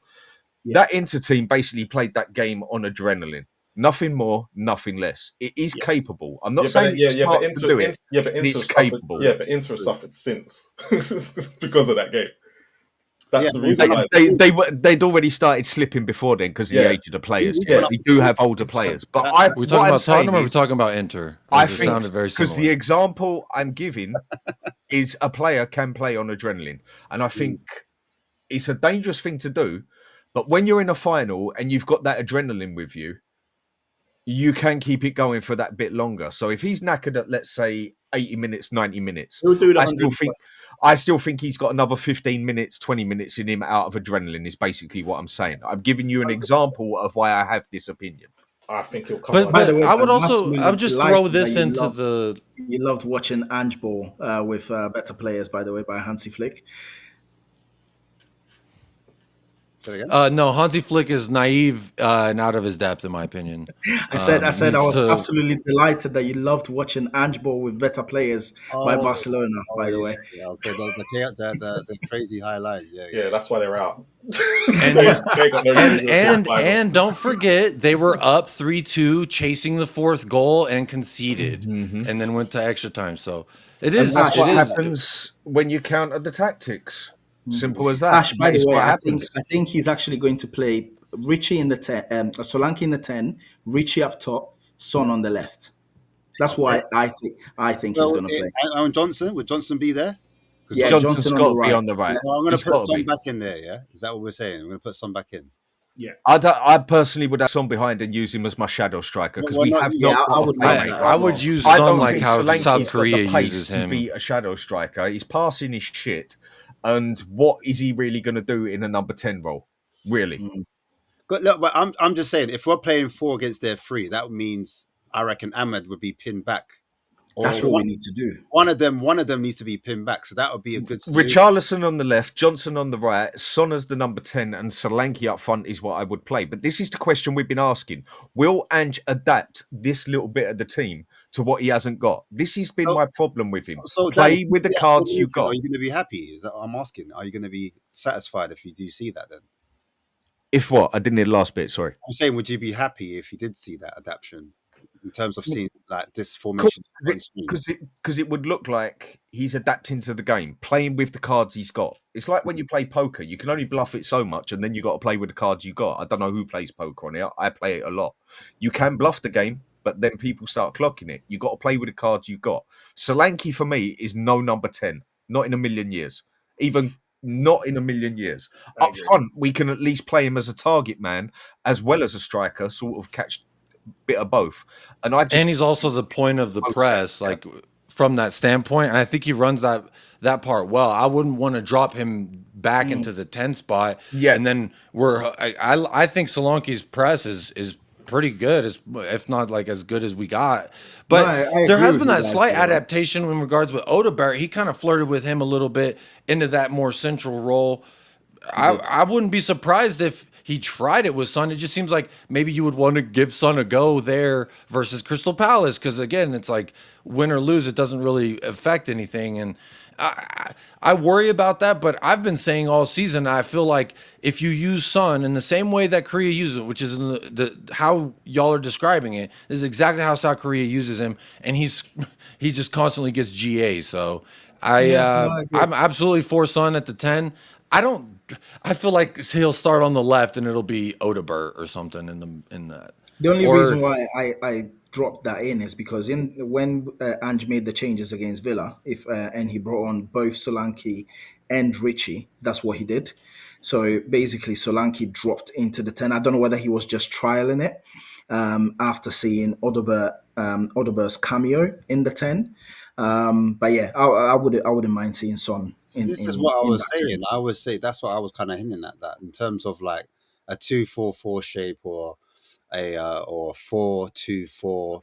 When I say these things, because that's what I'm demonstrating here, you can see Van der Ven's the two centre backs that we normally see with the double pivot in front. Like in terms of like, because Man United like to build up centrally, if we clog it up with 4 or 5 players or 6 players, if you think about it, let me just rub out the arrows real quick. You basically look, it's like a train almost. Choo choo. These men can't build up centrally, which is going to force them out wide, and then that's when the fullbacks, one of them has to be ready to kind of This in and block out the But that's the issue, though, right. Ash. That's going to be the issue there because, for example, if Adogi does invert and Bruno goes out or Ahmad goes out, the ball goes straight over. They're not going to want to hold position or build up. That's not what they're going to want. They're going to want to try and get Bruno and Ahmad in those flanks. That's exactly what they're going to do. So if we do go inverted, it's going to cause us a bigger problem. Yeah. So what I you're agree. saying is essentially you want a doggy in the flat back 4. Is that the Yeah, best way? yeah, Or, that's what I'm saying. Yeah. or, I'd rather play Spence than a doggy personally. I think if we went and played Spence on the left, again, this is adapting to a game for me. This is where you can use Porro pressing right up the pitch and then bring Spence in to make it a back 3 at the back. But we know Ange don't do that. Yeah, Spence is a better defender than a Porro and a doggy. Yeah, I agree. And he's quicker as well. And So this is where we have no playmaker on that team. So again, adapt to your game. but does everyone agree with that? Well, I did read something that because Porro Ainge was is the flirting better with the playmaker. idea He's of probably the best playmaker we got now, yeah?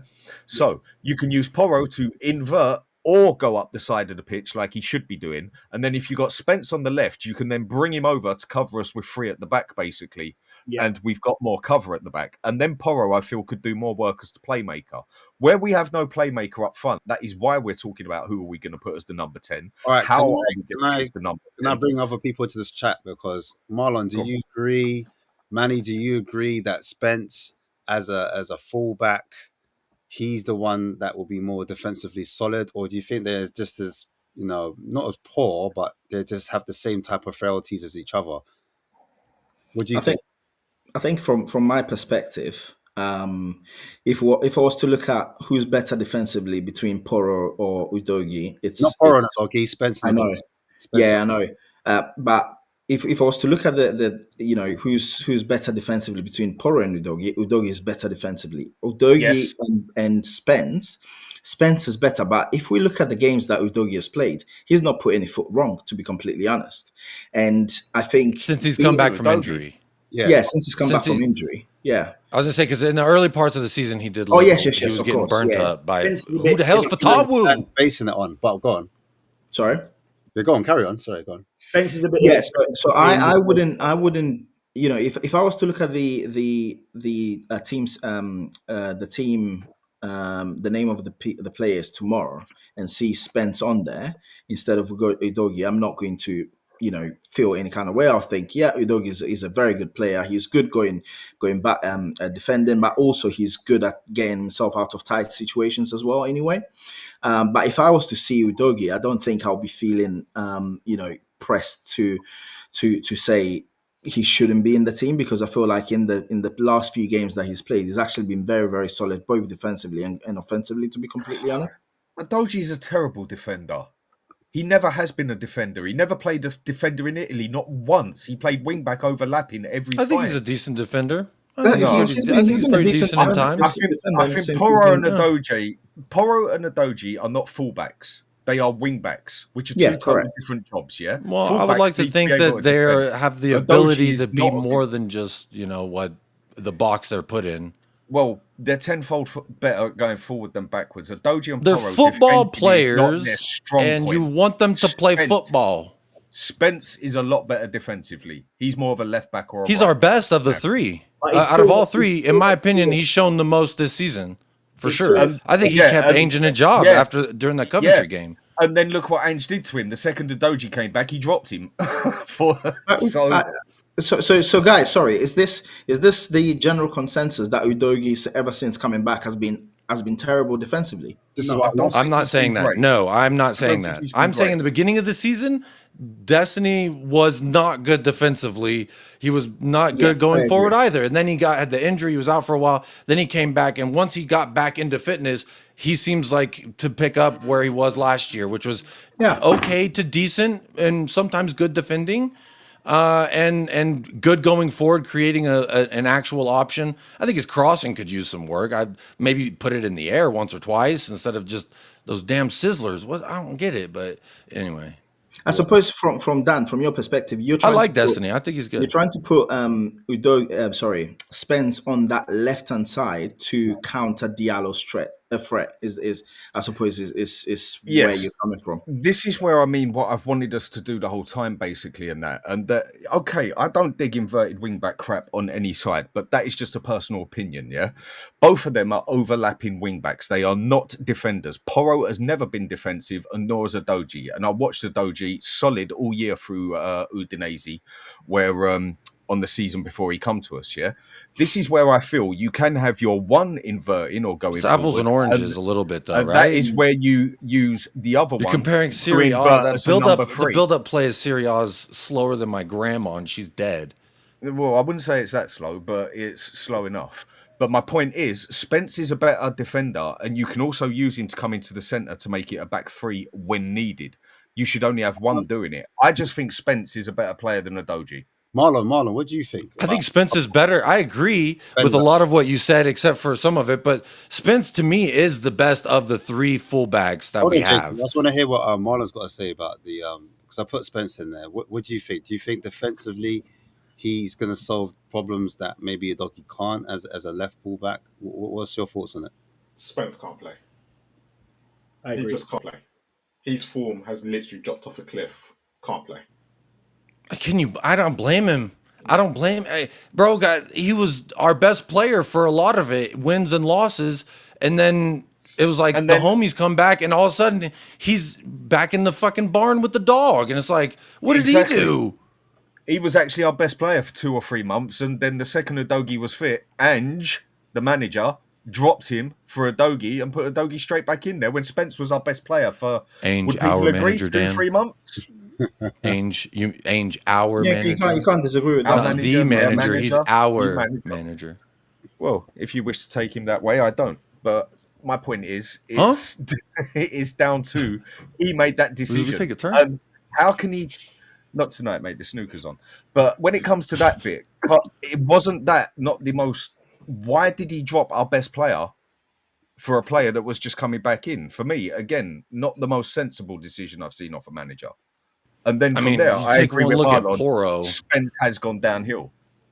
I think defensively, the worst of the three is definitely Pedro Porro. No one's I been put agree. on a highlight I reel agree. like Woody in Toy Story. Bro's a split ankle doing what is it? I can't even think of the thing where you go under the bar, you like dance and you go under the bar. Not hula hoop, but he's not good defensively. I think to Dan's point, like he's primarily been an attacking wingback where he's been absolved of defensive responsibilities. And I think that when you're not constantly refining a tool, you could see the effects of it, and that's natural. So in this regard, I would bench Richarlison, bring Spence in as the right back, put Porro into the midfield, because it's not like he's unfamiliar with that area with all the inverting he does. And, also running off the right, if he overlaps with, or I don't even think he overlaps with Johnson anymore. Son was overlapping with Destiny the other day is what I remember. So it's like, I kind of just think it all boils down to are we trying to hold the ball or are we trying to give them the ball? And if we resort to type, I think then we're going to try to have all of the ball. And kind of fearful in that regard because sometimes we're not that good when we have a bunch of ball. What's the overriding issues that you think we're going to face in this type of when we do have to defend? What's the issues that we could possibly face coming into that final? Because we've talked about us on the ball, but we haven't much talked about them and what they can bring. In the box, we are terrible in the air. Romero isn't good in the air. He's okay. And Van der Ven is absolutely shocking in the air. That has always been his weakest part. What is he, 6'4", 6'3"? Something like that. Yeah, and he's absolutely awful when it comes to heading the ball. He even admitted it himself on TV. He'd rather let the ball bounce before he heads it. That is where we have a definite weak spot. And then we have the weak spot with our goalkeeper, who has excellent reflexes, good shot stopper, but commanding an area or coming out to catch a ball, a bit of a liability. That is where we got to be careful with crosses coming in and dead ball situations, in my opinion. I think our biggest weakness, which makes me bang my head on the door every single time we play, is the back post. Every single time anyone crosses the ball, Porro is at the back with two players against him, and I think that's where the issue comes in, because when Bruno Fernandes gets the ball in that area that you've got him there, the first thing he's going to think of is to cross the ball in with Casemiro coming in for a header. And if we have Porro at the back with two on him every single time, that's an issue. So Johnson, it's going to be up to Johnson and whoever plays on that left-hand side to help out both the left back and the right back and not leave them in a 2v1 heading situation. I think that has been one of our biggest Achilles heels for the entire season, to be completely honest. To piggyback on Manny's point there, I would also say set pieces as well. Maguire's shown that he's got that fridge of a forehead. He'll put the thing on it. And, I think Casemiro's good in the air as well. And those two things, Boda, was what Dan was saying about our two center backs. I agree with that. And maybe this is, just showing my lack of coaching badges here. I'm going to say our success or failure is ultimately going to be determined by our midfield, like it always has been, because our forwards get the chances. Sometimes they do, sometimes they don't. Our back line gets tested. Sometimes they concede, sometimes they don't.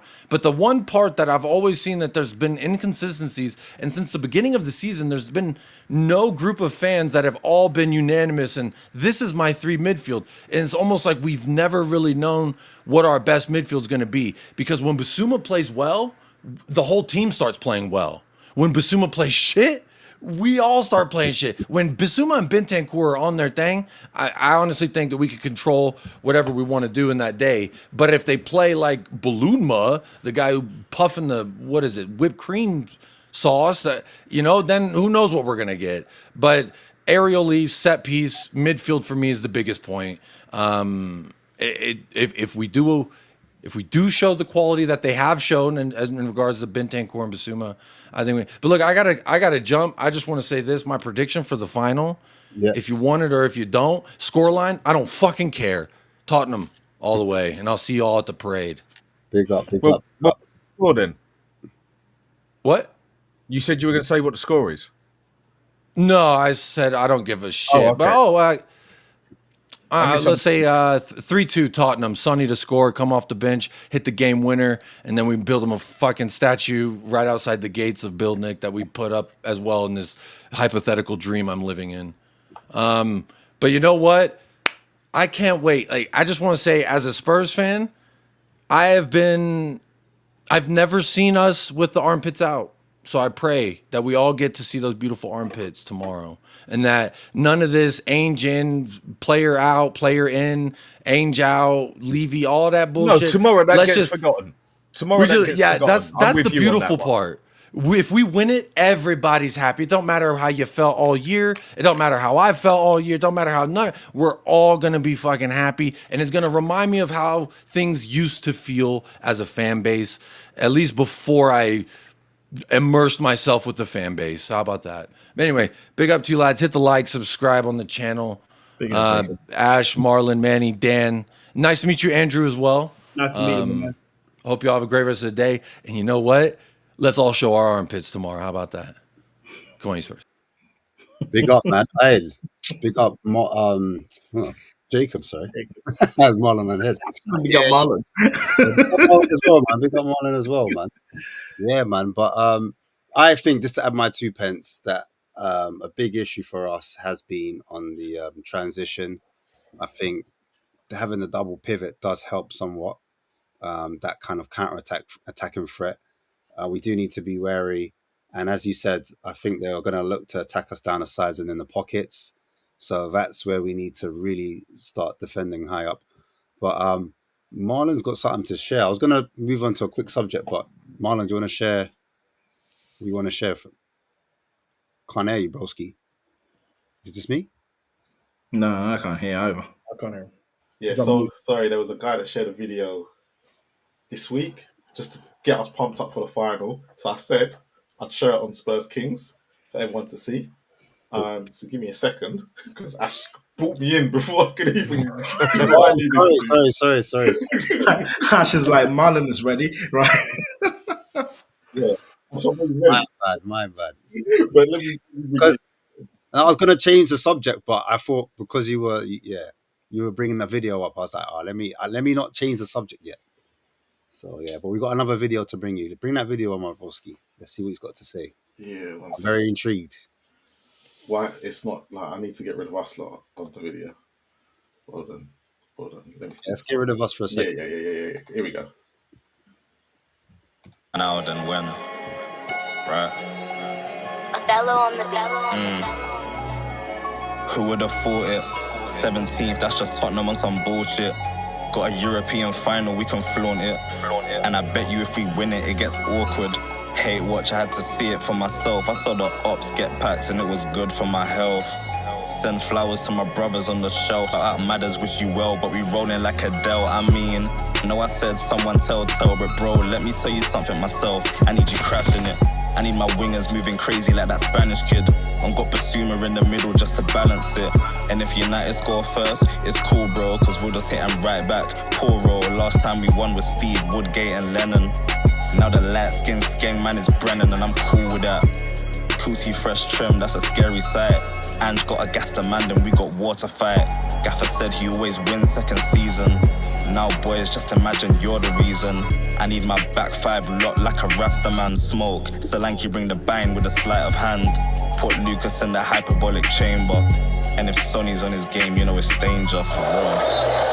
From Buildup to Bilbao, Tottenham Hotspur have reached the UEFA Europa League final. The job done in northern Norway in the most professional manner. They'll never forget it. There's thousands back home. You can make it something really special. Keep saying to you, this is the group of players that are going to do it.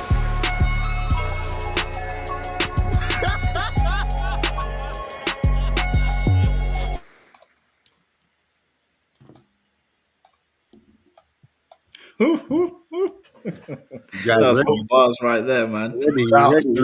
Ready. Yeah, listen, that was cool, man. I like that, man. I love that, man. Still get you hyped for the final.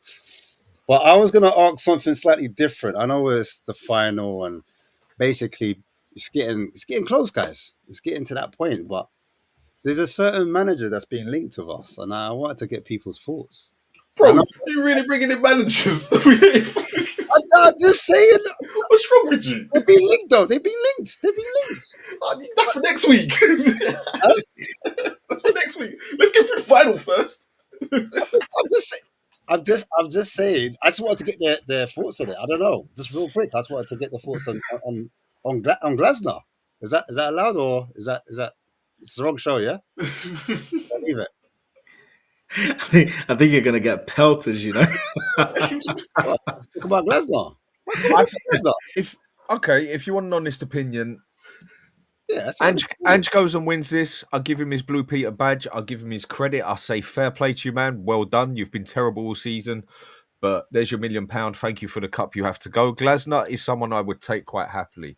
But the problem we have at Tottenham is the fan base in this aspect. And there's too many in this fan base that are too, yeah, but he don't play Spurs philosophy, same as Thomas Frank, same as Iriola. I don't want counter-attacking football and pragmatic and this and that. I want Ange ball. I want attacking football, yeah, and where has that got us for how long? And I think that'll be the problem with him coming in. Other problem is, this game tomorrow, one way or another, is going to divide this fan base even more. If we go and win it, there's going to be so many there saying that morally, Ange deserves to stay another season. I don't care about morals. I don't have morals in that aspect. It's dog eat dog world. If you're good enough, you stay. If you're not, you go. 21 games is not good enough. I would quite happily take Glasner, Iriola. We need a new manager. Ange has to go at the end still, in my opinion. But if we go and win it, there's going to be a lot who fight hardcore that he doesn't go. But Glasner is one who I would happily take. Anyone else? What, any thoughts on Glasner? Well, you would know I fully disagree with Dan. If Ange wins it, no chance you sack the guy. You absolutely no chance. Do you morals or do you, no. Dan, I didn't interrupt you. Let me finish my point. Absolutely no chance. You can't be raising your armpit at the parade and then be like, "Hi, tomorrow, good night, fella." From my perspective, it's not even about morals. From my perspective, I've always said it, and I've said that on Savage Show. I've said that on Sim Show. In the first 9 games where we didn't have any injuries, the underlying metrics for this team were not bad. We were top 4 goal scorers, top 4 chances conceded, top 4 goals conceded, top 2 XG. We were not that bad. We had some individual errors in some of the games that we lost, and then we had 2 games which were absolutely unacceptable in Ipswich and Palace away, where we lost, and the players didn't show fight, and Ange didn't show any footballing acumen. However, Ipswich. I did mention that. I said Ipswich and Palace. After that, we then had the injury crisis that I actually genuinely think that the fan base, actually probably the media, is downplaying the number of players that we had out at the same time. And since they've been back, we've been focusing on the cups. So I do, from my perspective, and I'm not someone who just thinks, you know what, just keep Ange regardless of anything. If that was me, I would give him up to October, see whether he does adapt, see how things change. I do think, people talk about intangibles when it comes to other teams, but when it comes to our team and our manager, people ignore these intangibles, and the fact that obviously he's had a horrendous season. The motivation this guy's going to have next, if he was to win the cup next season, to turn things around, is beyond anything that you can actually imagine. So I would keep him if he won. I would keep him and see how he goes for a few months, and then make your choice at the end of it. And if you decide to change, that's completely fine. Because he hasn't done well, that's completely fine. In relation to Glasner, I like the guy. He outside of everything, I do think he is actually a very, very, to win the Europa League, bearing in mind he was 11th when he won with Frankfurt, to win the Europa League with the teams that were on, and then to win the first cup for Palace with with the team that he had, is nothing to be sniffed at. So if there was a change, obviously I support the club. I wouldn't be throwing my toys out the pram. But I think he's a very, very good manager. Can I ask you a quick question then? Yeah. Do you think what Manchester United did was right in keeping Ten Hag because he won a cup? That was why they kept him. No, and then he goes, hang on, no. let me finish my question. And then he goes and spunks another 150 million up the wall on players that have turned out pretty useless. And then the next manager comes in and he hasn't really got a pot to piss in until the next season, and your whole season has gone to shit because you've kept a manager through morals. Do you think that was right what Man U did? I think it's a totally different situation. So Why?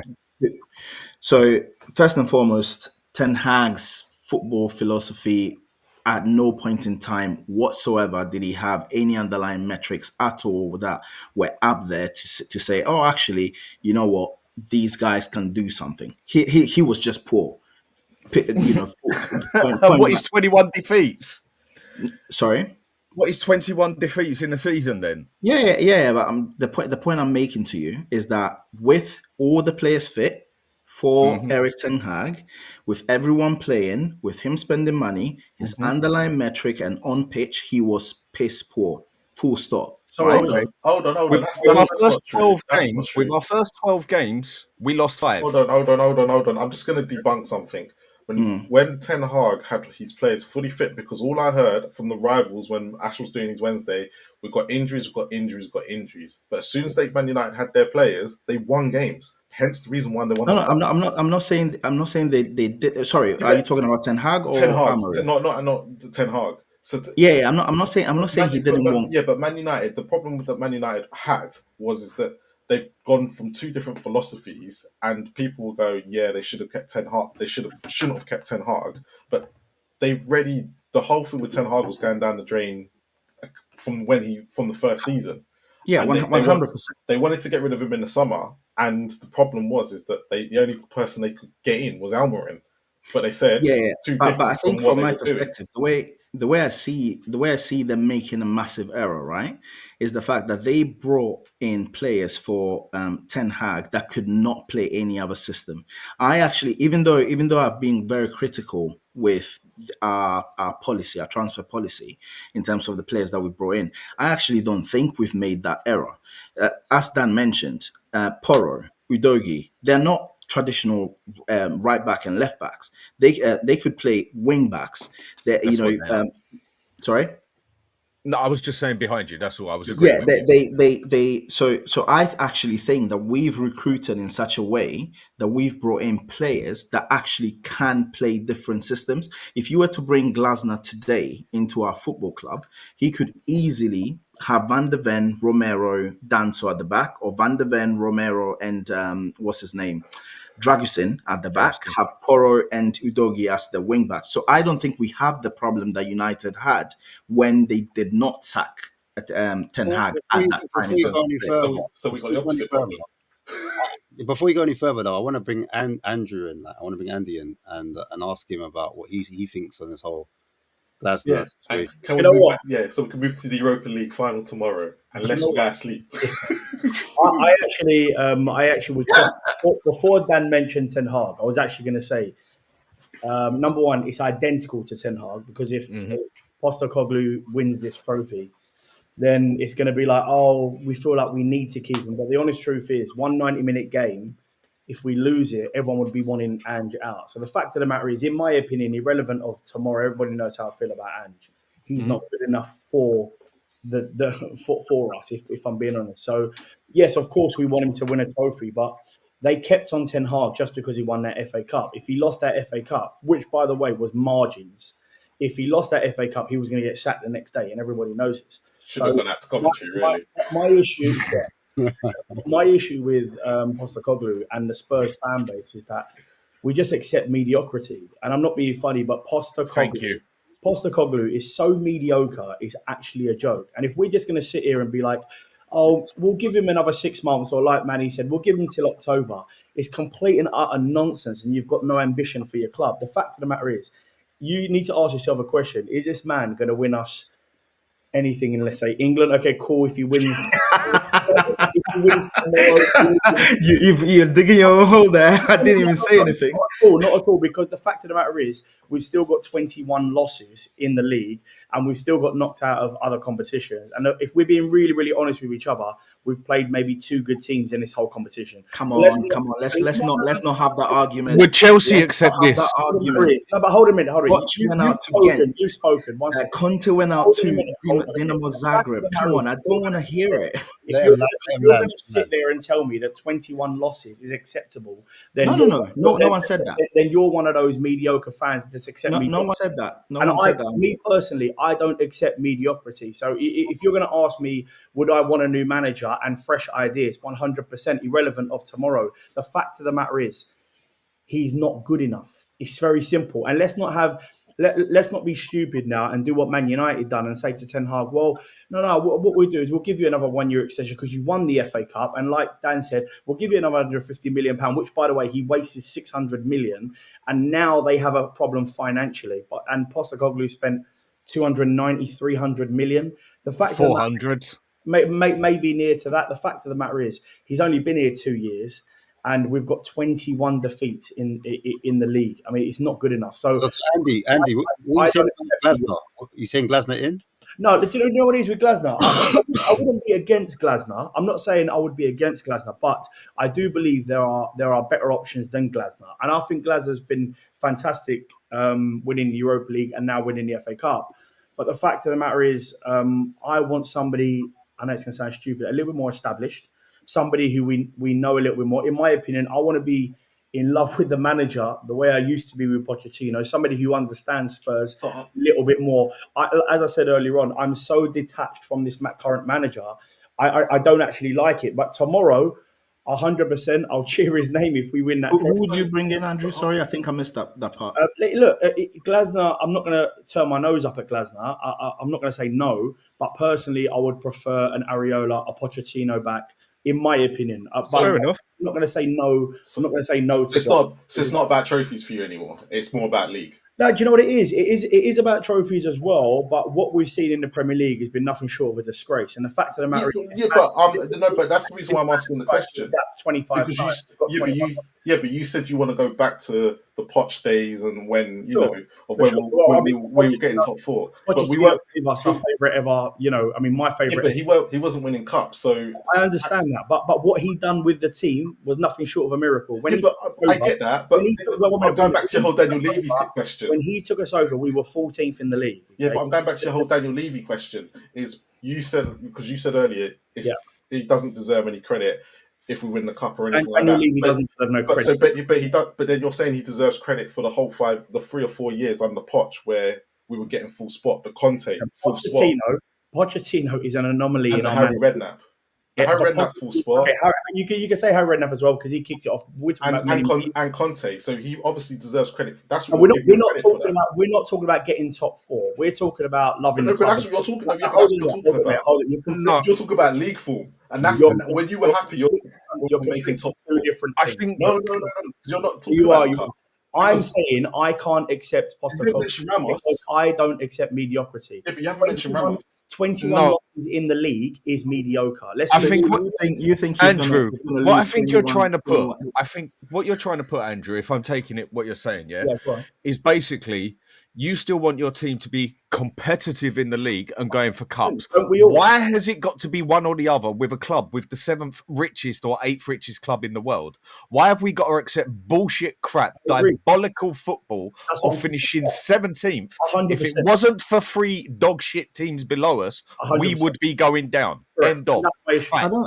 When we put this together, a few of us on another channel, me, Sava, I think it was Sean and a couple of others, out of the past, since the Premier League started, with what we've done, we've been relegated 11 times. It is only that these 3 teams have been that shit that Spurs and Man U have not gone down, I do not want to be with a manager that is going to have me in 17th and just being a total embarrassment to football itself. It wasn't I want someone who's going to have us to fight in the league and also the cups. Dan, do you know what the issue is, Dan? I'll tell you what the issue is. If we do lose tomorrow, by the way, I hope we win tomorrow. I pray to God forbid we lose. If we lose tomorrow, I promise you, all of these fans that are talking waffle in the chat, they will be wanting this manager out tomorrow because the fact of the matter is we'll be 17th with no trophies. I think you'll be surprised how many of them want him to stay. We can't brush under the carpet the fact that we've had a horrific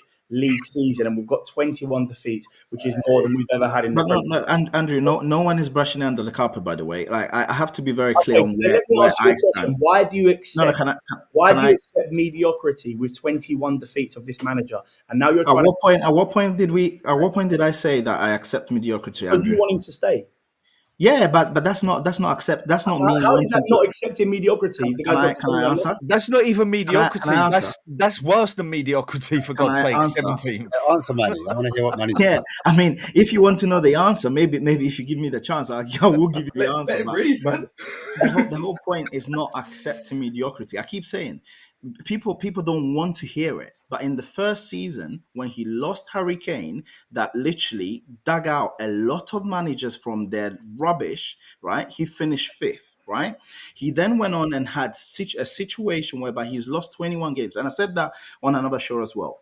A lot of the games that he's lost has been because of his to a certain extent stubbornness to change his ways, and I do accept that.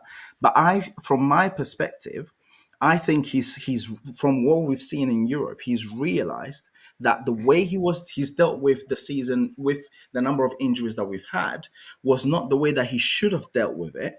And actually, if you look at prior to the injuries and you look at prior to the situation that happened, our underlying metrics are not as bad as people say. Yes, they are. You were to ask me, can I finish? Can I finish, please? Just give me a second and then come in. My word. If you say to me, right, we're going to get next season, we're going to get a trophy and finish 17th, right? I would say no, I wouldn't accept that. From my perspective, I think this season there've been some mitigating circumstances that people don't want to hear it have happened. Whether you like it or not, certain things have happened. What? So No, hold on. Tell me what's happened. No. basically, you're Screwed a just lot of making you. excuses because when all the players came back, we still got 3 losses in a row. No, screwed a lot of you because all of you lot wanted Conte out, and now look. No, Yeah, I and didn't. then they No, said, don't speak for me. Don't speak for me, Marlon. and win a trophy. No. And all of a sudden they've changed their minds. Hold on. No, I'm going to sit there and say this, and Sava can back me up. Only me and Stel were the only ones defending Conte when I did. he got Well, I was only just getting By fresh the into way, it. by the way, when Bex Conte, in our chats, don't even laugh. Marlon, when Conte done that rant at Southampton, what did I say in the group? That's the first time. That's the first time that I said it's about time that a manager stuck it straight on the chairman. I was glad that he came out and done what he done. Okay, Yeah. because it was the first time a manager told the truth about the situation in the club. So I was opposed to Conte being out, and right until it became very toxic. The players gave up on him. The players were going to Daniel Levy saying, "We don't want to play for this guy anymore." He didn't want to be here either, did he? And he didn't want to be there. Like, it's a completely different situation. But when it comes to this manager, I can't just sit there and I think the issue is with these just accept nonsense in the league. I want to finish on a positive. I want to move it on to this conversation can happen next week. Yeah, because we have actually got a final tomorrow. Yeah, it's the better time. It's a better time, better place. Andrew's going to come in with Loving it. Ash is an idiot. Yeah, I don't know why he's bringing that conversation this week. Well, we're gonna waste a guest. I said, listen, I can't waste these guests, man. These guests, they're too spicy. I mean, we could do this happy unicorn rainbow team. We've got time to do it again. Same free. Yeah. It's not all rainbow and sunshine. Same free. Yeah, let's be positive for once. Yeah. Let's get to tomorrow. Is it going to be time for the birds, as they say, or is it going to be time for the Portuguese manager in a year that Manchester City win nothing? Jeez. I think we can get this tomorrow. I mean, the way I look on this is we need this desperately more. The thing that really pisses me off about this is it's not even the cup is more important to us than it is Man U. Man U can lose this and just brush it aside and say, look at our cabinet. We look at our wooden cabinet with nothing in it except cobwebs. So exactly. So we need the trophy. But the thing is, it's not even the trophy that's the important thing here. It's the after effects. If Man U don't win this trophy, they will still spend double us on wages. They will still spend double us on money on everything else, whether they're up money shit street or not, because they are the biggest or top 3 biggest clubs in the world. They will still claw their way back up. If we don't win this, credit, though. Levy deserves credit. If we don't win this, we are screwed for the next 2 to 4 years. Spot on. Right. So if we hang on to Ange and he finishes 17th, we're screwed again. I think yeah, okay, maybe 5 years even. however long. But I'm saying 2 to 3 years, we will not scrape our way back up there like Man U can. If Newcastle and Aston Villa make the Champions League this weekend, yes, we don't win anything, we can't afford to not win this. This. Same as next season, we cannot afford to take that risk of finishing 17th again, because we won't crawl up there, because Levy will not spend that money. Yeah, we need this desperately to just rescue Spurs. Not just the season, but to rescue Tottenham. Otherwise, we are screwed. Dan, on that day, yeah, when we lift the cup, will you cry? Will you shed a tear underneath those glasses? I don't know how to cry, so no. He's crying tomorrow. He's crying. I will be a very happy person. Put it that way. I will be a very happy person. We need to win that for the cup. We need to win it for the after effects. I think the after effects are the biggest part of this. But the cup itself, I think we can do it. We've done them 3 times this year. Okay, a bit irrelevant on the day. But I think we've got more than what Man U have got altogether. And I think we can do them 2-1. I think Ange can use his brain for this one and actually get it right. I think we can do this one. The only thing that worries me about that 3 times thing is that Newcastle beat Arsenal 3 times this season. I know. I'm saying to the floor Marlon, 3 times. 3 games can be irrelevant. Let's a good spin on hold it. Hold on. Just even though we've lost 21 games, just to throw this out there, we have won more Premier League games than Man United this season. Oh, yeah, that's crazy. Go on, man. What's your prediction, man? I have to echo Dan's point, and I have to hammer back on it again. We cannot afford to lose this game, because you've got Villa, especially if Villa and Newcastle make it. They've been needing to spend. Those are our rivals, right? We need Champions League football. We can't afford to lose this. But genuinely, obviously Andrew's called me delusional. I didn't say that. I've never said. I am.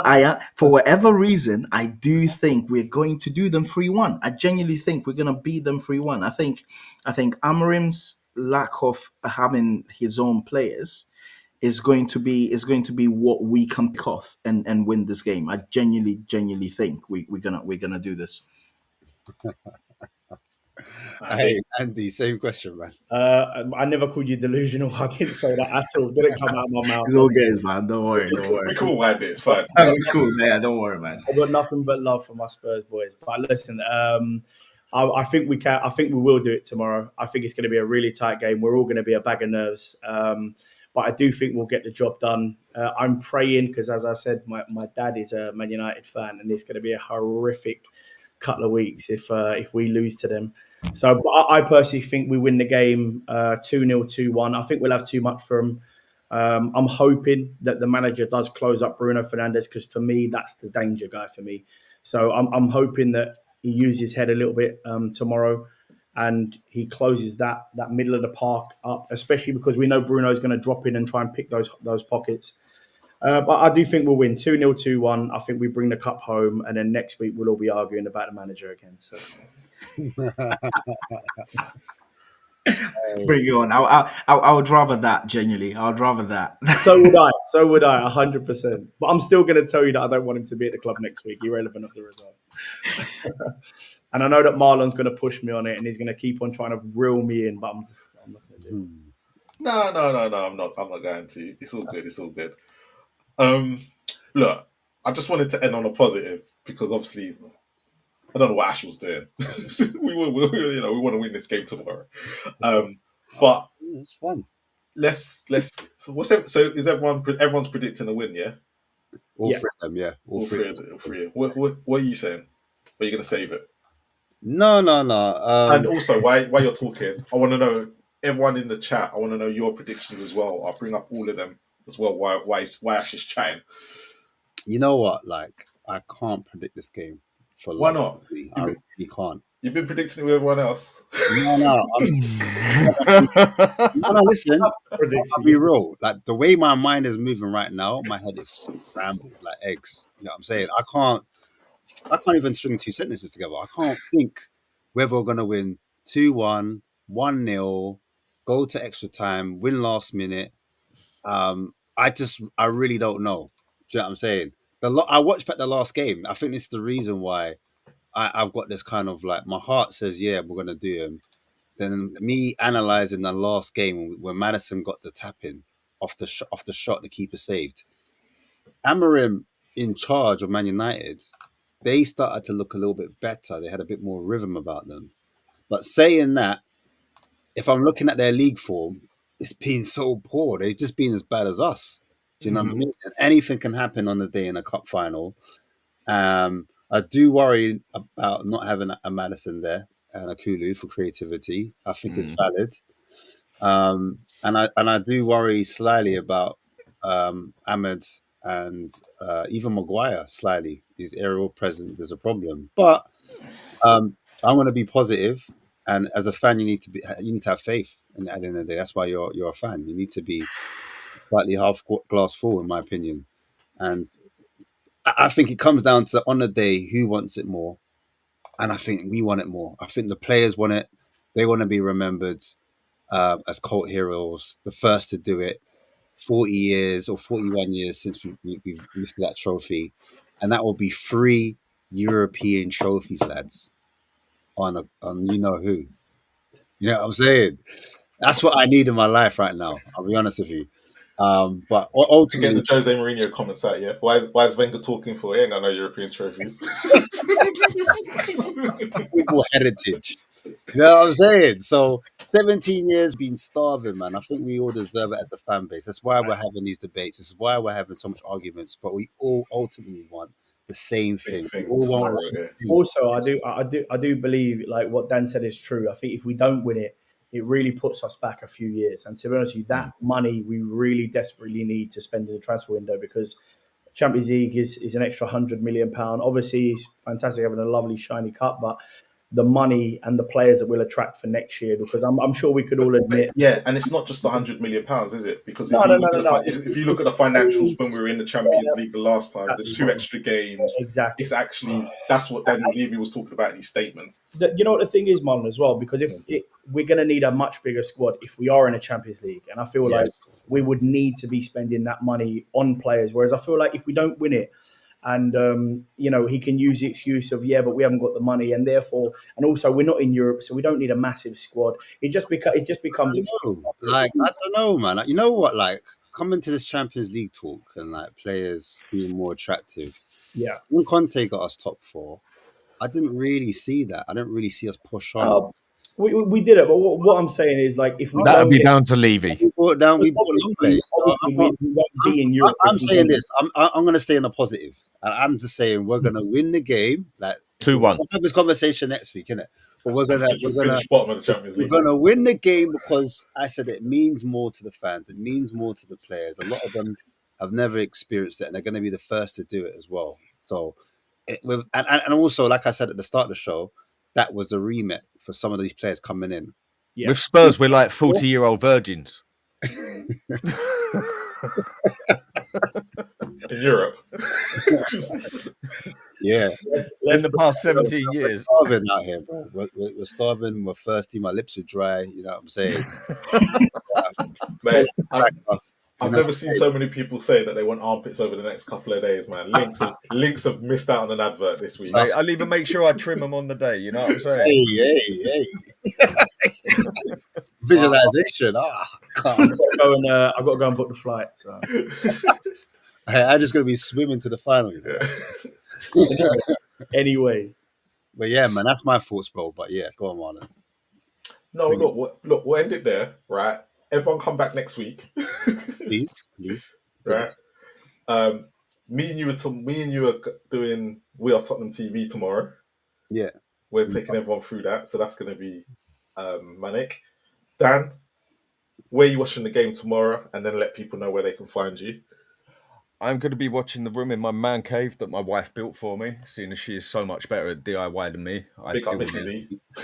I'm glad I'm not the only one. All right. I deal with the electrics. The wife deals with DIY. She's I like how you say that quickly. I will do a show next week and everything. I will do shows next week and that, but I will have my bottle of Southern Comfort and I'll be watching it on my 75-inch TV there and praying that Spurs win and shouting at the TV. It'll be the first game in a long time that I'm going to actually have some passion to win it. Will you go on Friday if we do win it? Where will I go on Friday? Yeah, will you get to the parade on Friday if we win it? Seriously, I haven't even thought that far ahead. I'm more bothered about tomorrow, and then I deal with the hangover after and go from there. Manny, let people know where they can find you. What was my first question? I forgot now. Were you watching it tomorrow? We're watching the game. I'm at the stadium tomorrow, so straight after work, because I live in Cambridge, so I work down in London. Straight after work, come up to the stadium, watch it, celebrate the trophy, text Andy to remind him that the manager has won the trophy, and then we speak we speak again next week. Yeah, put a story on Instagram. You'll read it. But yeah, so where you can find me, Designated Hotspur on Twitter, Designated Hotspur on YouTube. I haven't posted anything yet, but soon come, and soon come on Twitter as well. It will be the same name. So Yes, man, like Manny, you know. Andy. Well, if I can't get a flight out in the morning, I'm going to be joining Manny in the stadium, Spurs Stadium. I've got tickets for the actual screening tomorrow, so you might even see me and Manny have a little cry together on Instagram. Oh, I might go meet him if I don't go to the game tomorrow, so I'll be at the stadium. And, listen, I'm hoping for all of us that we do it, and I do believe we will. Otherwise, it's going to be horrific. For me and my dad, he's a Man United, so it is what it is. But Man United fans don't care. He just put in the chat, "May the best team win." So and I agree with him. So I think we can do it. But if we do win, you're going to see stories of me and Manny crying together in the stadium. By Andy P, Andy. So we're back tomorrow, obviously, on We Are Tottenham TV. There's not really much coming up for the channel until next week now, is there? Yeah. Next week we get back to things, man. We get back to our usual program. But yeah, man, just make sure you guys are liking up the stream. There's quite a few lot in there, and subscribe if you haven't subscribed already. Just go on that little, TV device, get on your remote control, hit that like button, or if on your mobile, hit that like button, man. Help us out a little piece. But yeah, man. That's all I got left to say, man. Come on, you Spurs. Let's get it over the line. I'm done. Come on, you Spurs. I'm done with the talking, man. Let's get it. Let's get this done. But yeah, all in the same boat. Let's go and get this European trophy, boys. We're bringing it home, boys. We're bringing it home. Bring it home. We want it. We just need it. We want it. Do you know what? They can have the Champions League place. I don't give a shit. Just give me back up. But as always, Ash said, thank you to everyone who's been in the chat tonight. You've contributed to the show. Big up to everyone. Yeah, and big up to you three. Glad, fireworks. We've got to do this again. We've definitely got to do this again soon. we do manager versus manager with me and Manny, don't we? Yeah. And get Danny just throwing grenades. Danny's on my side. He's on my side. It's fine. Manny, we'll try and find you somebody. We'll get Jacob back just to help you out. Wait, what do you mean you're on his side? What are you talking about? You've been against me and Dan all night. That's for the show. I don't want it. I don't want Adge. It's only money that was Adge. Man being pragmatic. Help him out. Otherwise, he never come back. Talking about Haggard. Pick up a brother. Nice to see you all, guys.